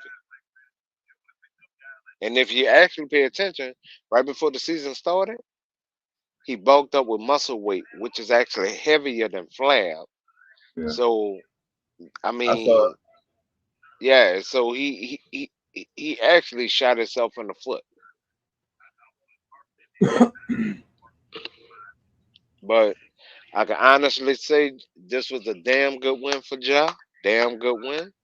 Standing ovation. It was a hellfire game. I'm not a fan of neither one of them, but I enjoyed this game. This is the type of NBA I like watching, where it always come down to the wire. But I do think they gave him that lane, man. I still think they gave him that lane. he jumped in the opposite direction though. Yeah, but yeah, I just feel like they gave him the lane, like to He take probably the did. lane. I thought he was going for the dunk. Really thought he was gonna pull up for a three, No, and one I more was step instead of going to the yeah. side. One more step inside, and then she. But I couldn't see this. I couldn't see how much time, the seconds though. I don't know if he'd had time to It jump. it it it was 9.6. Oh, He, okay. he he he Yeah, I he don't had know if he. enough time to run a full play. He Yeah, I had don't know enough if he time to run a full had enough play. time to jump. Yeah, Like I gotta give it to him. I mean, he can hang his hat on this. He get the game ball. Now he has to make the play in yeah. at least to change the overall perception. So Hellfire game. I appreciate watching it with y'all. I'm gonna leave y'all to it, but Hellfire game. That's what I like to see. We haven't seen the game that tight in how long? Regular season.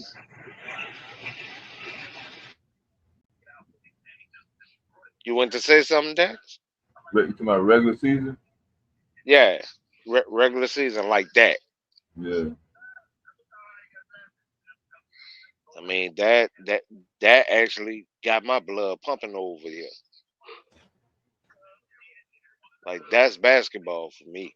Yeah. But Memphis also is a man down. They missing Aquaman.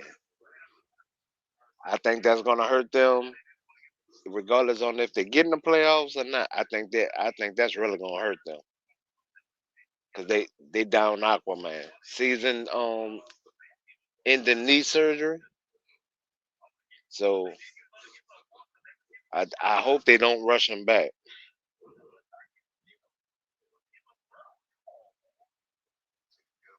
But all right, fellas, y'all have a happy holidays. If I don't get a chance to speak to you, I hope everybody is safe during these holidays times. All right, Peace out. all right. I holler at you later, Rob. Oh, hold on, Gemini. I have a couple of questions.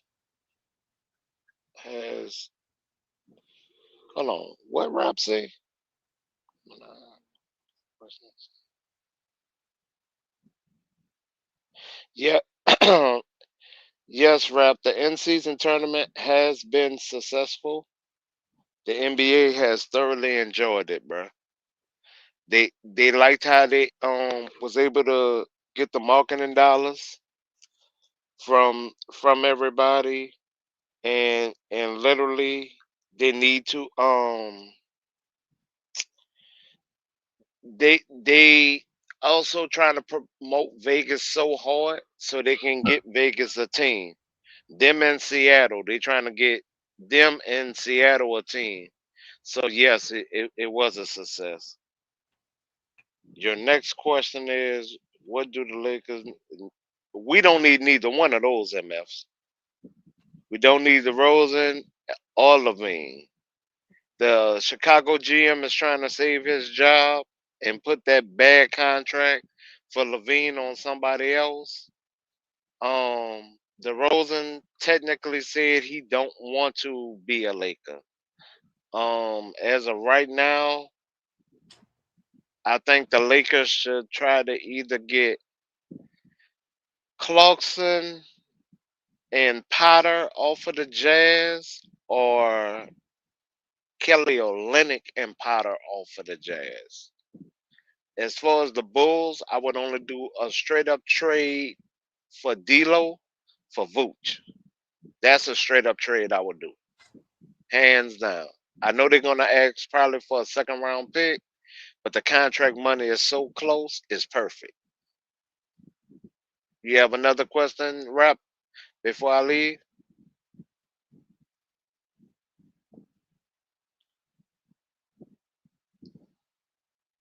And what you think about that, D?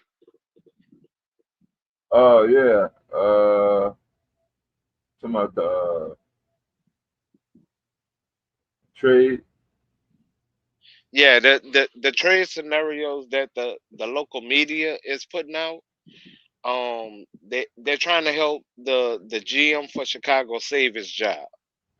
The Zach Levine contract is a bad contract, like the Dame contract, like how it keeps shooting up with money, money, money, money. Now, I'm not saying they shouldn't have signed it. I'm saying that as far as for organization, is actually bad because of the jump, the the spikiness of the contract, right? So that's why I feel the Zach Levine contract is actually bad for anybody who actually take it. If Palinka do that trade, it would actually kill us. We know y'all want 2013 Jack Levine. Them days are Yeah, over. yeah, but we're not gonna get that. He done had two knee surgeries. That He Minnesota didn't. Timberwolves Jack Levine. Them Yeah, days. yeah. That's gone. So he literally that contract is bad. And DeRozan said that he doesn't want to be a Laker. So if I'm gonna stand on that principle, I don't want neither one of them. Like the Lakers don't actually need a star. They need better shooting composition. Like we have defenders now, right? But we're lacking on shooters, like pure shooters. We have streaky shooters, but not pure shooters. And we're allergic to the mid range. For some reason, we're allergic to that mid range. I don't know what it is. So Flight can hang his hat on that last win, The mid range but doesn't draw a lot of tickets. They can't sell tickets off of mid range. I'm not on the ticket part. I'm up on if you're gonna settle for threes and shoot yourself out of game, why you expecting me to watch the game?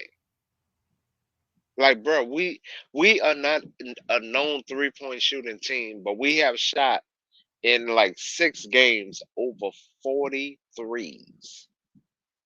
Against the Knicks, we shot 41. Like, can you dig what I'm saying? Like, we literally shot 41 threes. We're not known for that. If There are we a was lot of known for it, I would agree with the sentiment. But we're not known for that, man. a Not lot of threes. a lot of players are forced to develop a 3 game when they normally would not have. I don't mind them developing a three, but if attacking the rim keeps you in the game, why go away from it? Give me one good reason why you go away from it. Attacking the rim kept you in the game, kept you close in the game. So why go away from it? Some players' It contracts are points driven, so they figure, hey, that's the quicker I can get to with the extra million. Uh, nah. There's I this is also on Ham too because they come out shitty in the first quarter, bro. They really do. Like they come out so piss poor that I literally would trade them for a half and half shrimp and oyster sandwich. Like literally, because that's how like garbage they come out in the first quarter. If they came out stronger, yeah, I'll give you that. But nah, it's like it's not there. The heart not there. You trying to figure out who on first, who on third, like who gonna take it this time. Like in the first quarter, I can see if that's the third or the fourth. In the first quarter, nah, we doing a little too much. I get Shout what out you to saying. Spike Lee. Hey man, shout out to the channel, shout out to the panel, and the channel, and the chat, and the one and only illustrious content builder, Flight Sports, the mega creator when it comes to this hoop content. What's good, y'all? What's happening with it? What's up, Gemini? I'm just chilling, man. I saw the headline, and I saw that Ja Morant won the game at the buzzer. What's up with that? Nah, Just go with it, Deck Spike. fix. Forget the John Morant talk. Go with it. What did Gemini say that you disagree with it? Say that again. Say that again. He said, "What did I say that you disagree with?" Oh no, no, man. I just came in. I mean, I heard you guys talking about mid range, attacking the basket, but I Oh, just came off of we was work, talking about so the Lakers. We was yeah, talking yeah. about the Lakers. I just came off of work, so I'm not quite tapped into what's going on. And contrary to popular belief, if I don't know about it, I don't speak on it. So I'm just here tapping in, seeing what's good with the game. Shout out to Flight Sports TV. Hey man, I'm feeling Okay. good, and Okay, I'm just Spike. tapping No in. flim flam, huh? No flim flam, Spike. Hey, hey, I'm sure there'll be something I disagree with. Just talk long enough, right? That's all you got to do, Dex. Okay, Gemini. Sorry Yeah. to rudely interrupt you. I just had to address Spike to see what his So, mental so, mind Nah, state was. nah, so, Ja nah. Morant beat your Pelicans, Gemini. No, I'm a Lakers fan. I know, but He you're beat from the New Orleans, Pelicans. right? Yeah, that last bucket, he made me enjoy the NBA again. I love it. I can't wait to see it. I can't wait to see it, man. Yeah, I feel he gave him the lane, and he said, "Y'all haven't been watching tape on me. I drive the lane, boy." And he just went in there, God did his thing shift, tonight, man. He did his thing shifted tonight to for the And sure. left.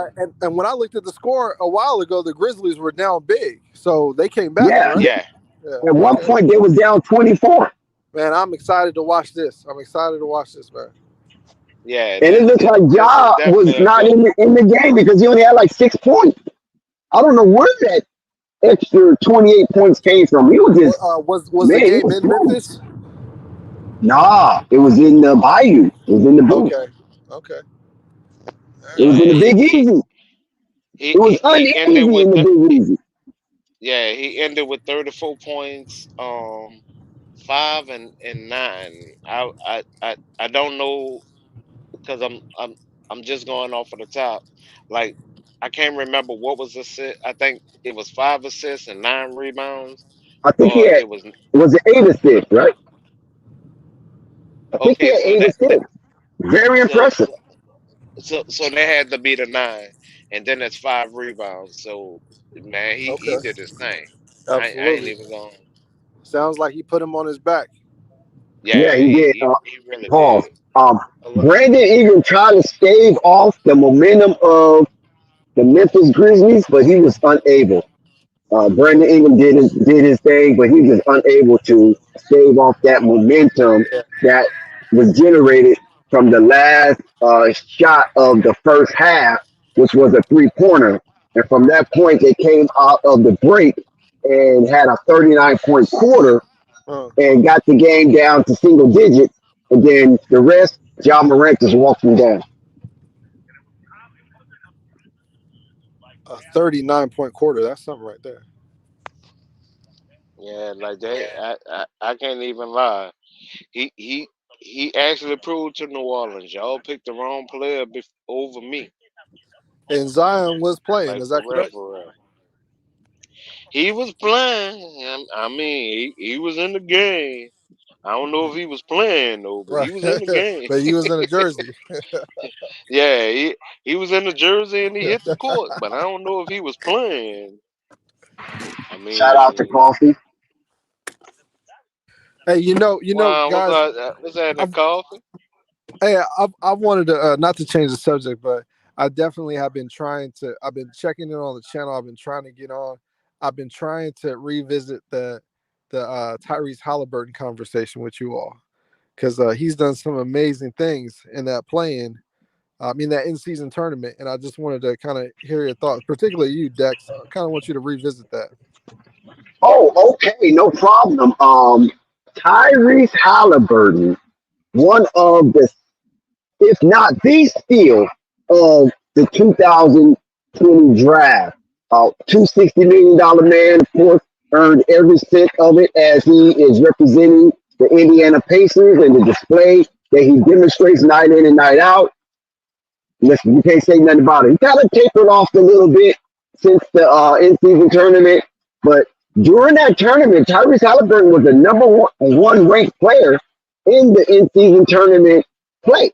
He was supposed to be the short shot MVP, and LeBron James just came and swept the magic carpet from underneath him and stole the show in that final championship game. And now the Lakers are made history by being the first ever team to win the in-season tournament and to hoist that trophy. And they will also put up the banner and a certain section of the Crypto.com arena to join the other 17 banners of the Lakers championship. But the Lakers had some kind of formula for Tyrese. It seemed like it was by design, and Tyrese wasn't able to answer the bell early on, but he started to cook more in the third and fourth quarters and came out with some respectable numbers for the in-season tournament. But from the point that he embarked on that tournament to the point where the Lakers won, I mean, he was sensational. You couldn't say anything less about Tyrese Halliburton and his sojourn in that in-season tournament. And they put a lot of eyes on him as well, good and bad, because he did the thing with Damian Lillard, and I think the NBA kind of frowned on that. They want Tyrese Halliburton to be the cookie cutter point guard, right, with length. That archetype, not flashy, just do your job and smile for the cameras and shake all the baby's hands. But Tyrese got a little beside himself and got kind of cocky a little too soon. And Damian Lillard told him, "Hey man, you better humble yourself because I see cats like you come and go." So after that Milwaukee Buck defeat or victory, however, depending on what side you look at it, after that victory, it seemed like Tyrese Halliburton had his first PR stain. And the only way he was going to work out of that spike if he would have won the championship and eventually won the MVP. But unfortunately, LeBron James won, and you know how that goes. All the hype goes for him, and everybody forgot how Tyrese Halliburton went up Jacob's ladder. And we all know Jacob ladder. We saw him ascending and then descending. So Tyrese Halliburton was a part of that Jacob ladder. He came down after the in-season tournament defeat by the Lakers. He came and had some couple more good games, and then he made a dud. I think his last game he made a dud. He only had like 8 points, but he had 11 assists. So, and then you had the situation with the ball with Milwaukee. So that's another stain. You know what I'm saying? So now kind of people looking at Tyrese Halliburton with hey man, I thought you was a good guy. What's all this kind of, misrepresentation of the cookie cutter point guard we thought you was inside of a system, because I believe Tyrese Halliburton is a well-crafted system guy. And with a champion coach like Rick Carlisle, he know how to use every aspect of Tyrese Halliburton's talent, and it shows night in and night out. But like I said, the last outing wasn't too good because we finished the game less than double figures. And I don't know when the last time Tyrese Halliburton had a less than double figure scoring output in a single game. So he's still good. He's still ranked amongst the best of them, but he kind of simmered down just a little bit, and a lot of eyes went away from Tyrese Halliburton when the situation happened with Giannis. Because, most people love Giannis. So when you do something sneaky to Giannis, they're going to look at the best player in the court on the other side of that ball. And that's why Giannis was in Tyrese Halliburton's face, telling them, get that freaking ball, man, and get it now. You're the leader of this team. You get that ball. That ball belongs to me. And it just seemed like some shenanigans was being taken place. So the NBA didn't really appreciate that one of their faces of the league was slighted by a team that was on the uptick in Indiana Pacers. There you have it, Spike.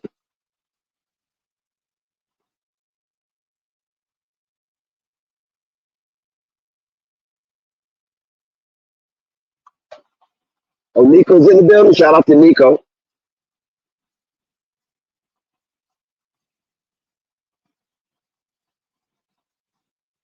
Yeah, we still waiting on Sky, but I doubt if Sky come in tonight. He didn't even come in the chat. Listen, Sky is pissed off. You gotta listen. Just like I was kind of pissed off when the Lakers lost to the New York Knicks, Sky is pissed off right now because they know they had that game. And all of a sudden they got relaxed.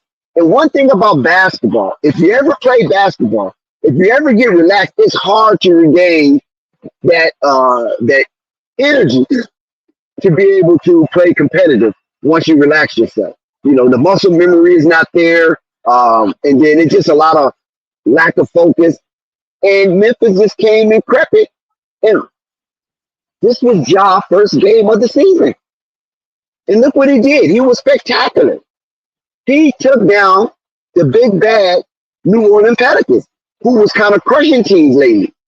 And now here you come with the Phoebus Memphis Grizzlies with a Ja Morant who hasn't played competitive basketball in almost what 8 months, and he comes in after a 25 game suspension and down the Pelicans in the Smoothie King Center. That I'm quite sure that doesn't sit well with Scott. So Ja Morant brought a lot of uneasy to the Big Easy, all by himself with a little help from Desmond Bain and Jaren Jackson Jr.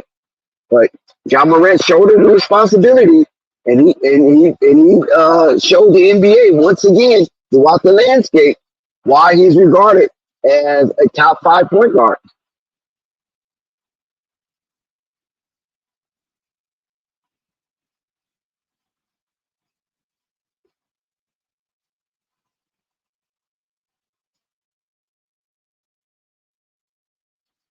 Yes, Nico, I agree with that because I talked about that walk off.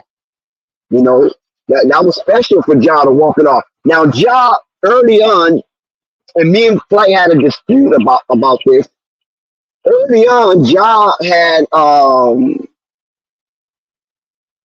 went down the court with like 9 seconds left, and Taylor Jenkins called a timeout, and Ja Morant seemed perturbed that Taylor Jenkins called a timeout because Ja Morant thought he could sneak a bucket in while the New Orleans Pelicans defense was in disarray. But I told Flight, you have to call a timeout in that situation so everybody on the court can be in one accord on the same page. You know what I'm saying? The algorithm will stream through every single 5 players in unison. And Flight was like, no, they shouldn't. Ja Morant didn't want it. He should just ran and went through. And I was like, nah, you really don't do that because most time than none, if that type of situation could fail. So Taylor Jenkins calls a timeout, gather his troops, recalibrate them, and sent them back out there in an amalgamation form. And guess what? It worked. Ja Morant hit the walk-off shot and the game winner. So that's a clutch moment for his resume, and big ups to Ja Morant in his return. And listen, if there was any time that Ja Morant needed a gun, that was the time. And he shot and hit his target.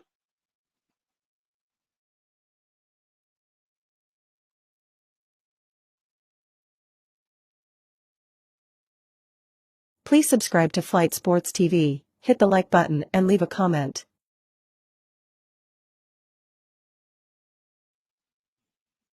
So that was a big moment for Ja Morant. It was a big moment for Memphis Grizzlies because they was gasping all through that second quarter.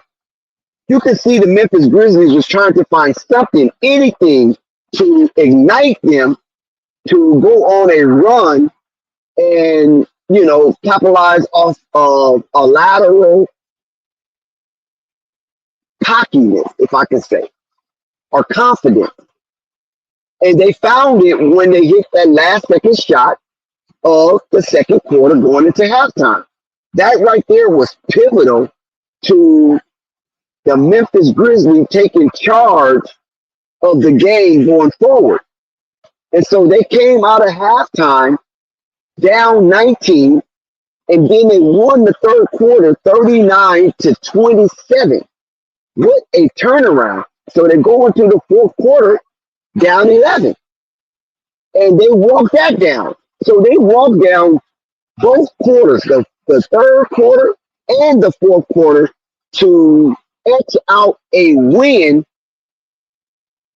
with a walk-off bucket by 2, and the Memphis Grizzlies steals one in the Big Easy as they walk down the corridor of the Bayou and get back on their bus and head to their next contest. While the New Orleans Pelicans have to sit there in grief and defeat and let one slip away that they thought they had in hand. That's why you can never count the bird in the bush. Always count the egg in the basket. So New Orleans let this one get away. I know they felt somewhat dejected. The fans The air we just let out the building. I mean, it was just unbelievable. Even our New Orleans Pelicans fan base have yet to make their way to the stream based on how their stomach is turning in disgust as what they have witnessed John Morant coming into their building, the boot, the bayou, the Big Easy, and turned it inside out, upside down, inside the silo of the Smoothie King Center. So I'm hoping everybody had a safe drive home from that arena and they was watching the road while the tears fell down their face. Because a defeat like that would definitely swell the wells of your eyes with moisture. And soon as you blink, it will come running down profusely due to the nature of that defeat. Pelicans had it all in hand, and they was not able to close out the deal. And when you don't close out the and make them surrender, these things can happen. Brandon Ingram did as best as he could to stave off the onslaught of John Morant and company, but it just wasn't enough. And now you have the Memphis Grizzlies winning by a single bucket down in the boot. So I'm quite sure the first quarters is kind of dry right now. There's nothing to celebrate. But Beale Street in Memphis, it's going down, baby. I'm talking about BB King, the Hard Rock Cafe, all that splendor on Beale Street. I'm walking on Beale Street. It's going down. The Target Center where the watch party was held, it's going down in M-Town as John Morant long-awaited return was spectacular and must-see TV. TNT got it right to have this game as a marquee game to be shown internationally. And John Morant's statue has just raised a little bit. And I'm telling you, the roof is on fire. We don't need no water. Let the motherfucker burn. Burn, motherfucker, burn. Y'all remember that, right? That's what John Morant came in to do. Set the roof on fire. And that he did in spectacular form. Shout out to the Memphis Grizzlies and a wonderful miracle in the Big East.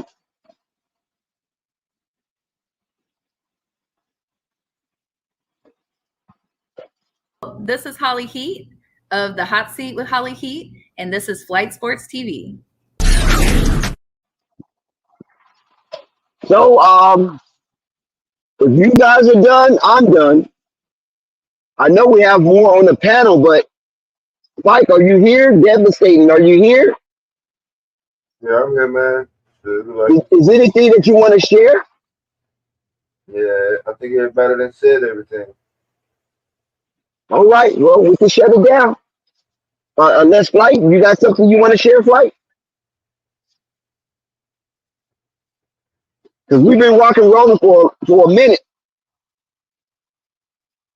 Hey, Dex. Oh, my God, Rap God said Kwame is better than Zion. No, come on, Rap God. Hey, Dex. Dex. Are you able to hear me? Oh, my God, Nico. Oh, my God, they just crashing on Zion right now. Poor Zion. Poor Mount Zion.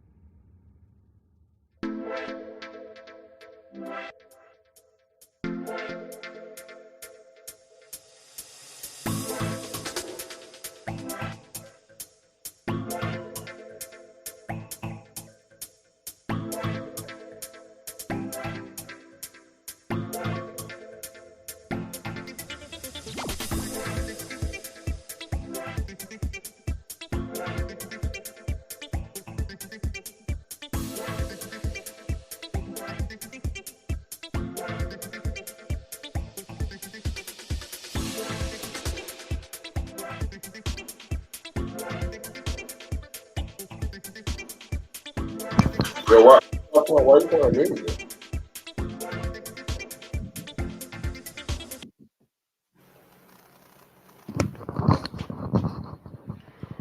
Devastating, you there? Yeah. Should have shut it down? I mean, I guess so. I mean, what the hell y'all was talking about? Was Spike still here? I think he cut out. Oh, okay. I mean, it's all good. I mean, we'll see. I mean, we just broke it down. It was a crazy game. Oh, that's why I did that. Hold on a second. All right. Yeah, I'm here with you. Devastating, you there? Yeah. Yeah, it was an unbelievable game tonight, ladies and gentlemen. I mean, as I'm looking at the landscape, what else is going on TV right now? You got the Celtics versus the Warriors. That's a good game. Yeah. You got the Suns Blazers. That's a decent one. You got some good games out there. Yep. So salute to all my people in the chat. I want to thank y'all for like I said, coming in. This is gonna be a hell of a game. This is where the fuck is Lonzo Ball? I mean, I think that's the $1 million question, man. Well, Lonzo Ball, if you think about it, they did put the shit to bed, during the off season that he wouldn't be back this season. So it's unfortunate, but they put it to bed. So to limit any kind of speculation like it was the season before where people thought he was coming back and this, that, and the third. So I will be probably more alarmed next year if something was to go left, but something tells me that he'll be back next year. Next season, he should be ready to go. Anything else than that, I think it's definitely time for some head scratching. But I think he should be good, especially like I said. You even heard it from the horse's mouth. A lot of times we heard it from different people, but we heard it from the horse's mouth this time that he's coming back. So just everybody just calm down. It might not be on our time, but he's gonna be good. All right. What you think about that matchup with Tyrese Halliburton and John Morant? Yeah, that should be a good one. Who you think gonna win? It should be close. Yeah. Do you think that people were sleeping on John Morant? I mean, how did they? I mean, Yeah. you think they were sleeping on him? Yeah, everybody sleep on Josh. Yeah, he came back with it, and that was his vintage move too. I gotta say that, like that little turnaround that he do. Yeah. Yeah, that was vintage, Ja.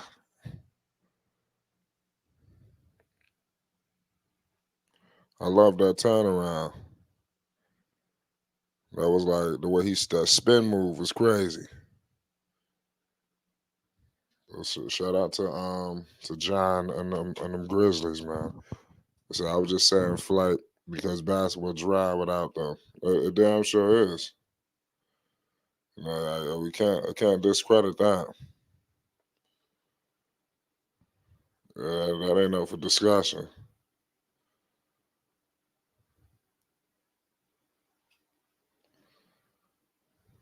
They're gonna be all right though. It's definitely upsetting what's up with LaMelo. Though. Both of them are fucked up. This is not seeing Melo on the court is painful. It's messed up with both of them. Melo is more recent. He was balling out of control, and then he got snake bitten by injuries. So that's never good to get snake bitten. This is my go tos when it comes to basketball. Gone. Yeah, that is true. I mean, but they just gone for a short period. Melo will be back. Melo should be back sooner than later.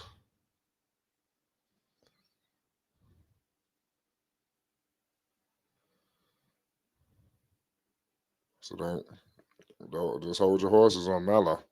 It says we are dry right now. Yeah.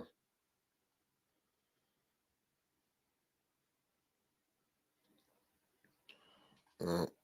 We're gonna be good though. That's straight. Like I said, we dry right now.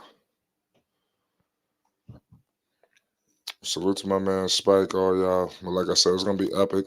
Let me look at the landscape for tomorrow. Um, of the ball games that should be on. Tomorrow's Wednesday. Let's see who's playing Wednesday.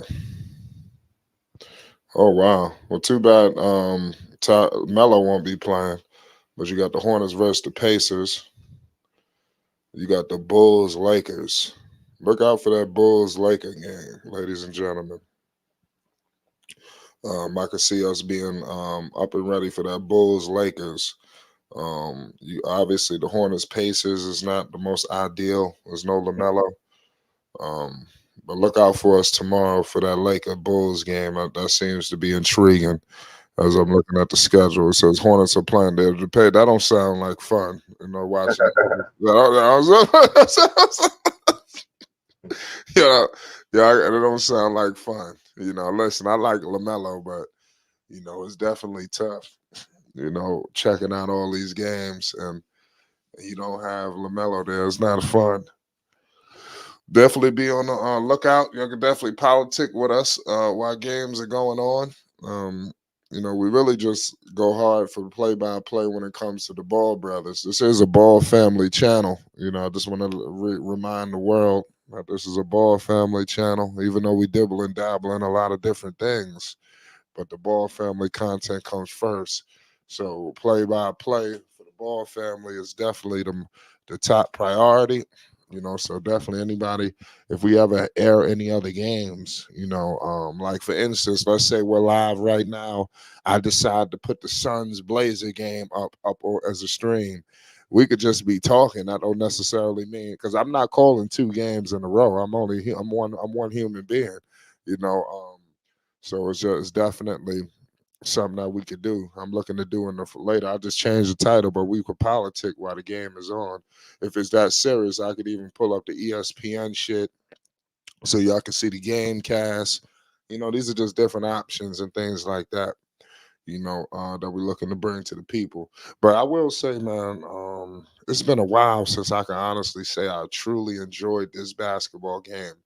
I really enjoyed it. I thought it was very entertaining. It was kind of like I said, I didn't know what to expect. It looked like they was getting off. It looked like it was about to be a blowout. Memphis started turning it on, and then before you know it, they had ourselves a ball game. I would have never drew up a game winner. John Morant. This game I think went as good as anything could have ever went. So give him major props. I'm just surveying the landscape for the rest of the week what the game's gonna be looking like. Because Thursday we already know we just discussed. We're gonna be going live for that Pacers Grizzlies game on Thursday. We're going live. John Morant versus Tyrese Halliburton. We will be live. That's a fact. We're gonna be live tomorrow too, but it's more than likely gonna be the Bulls Lakers instead of the Hornets versus of the Pacers. I'm not too interested in that game. It's been rough watching the Charlotte Hornets lately. Especially without LaMelo.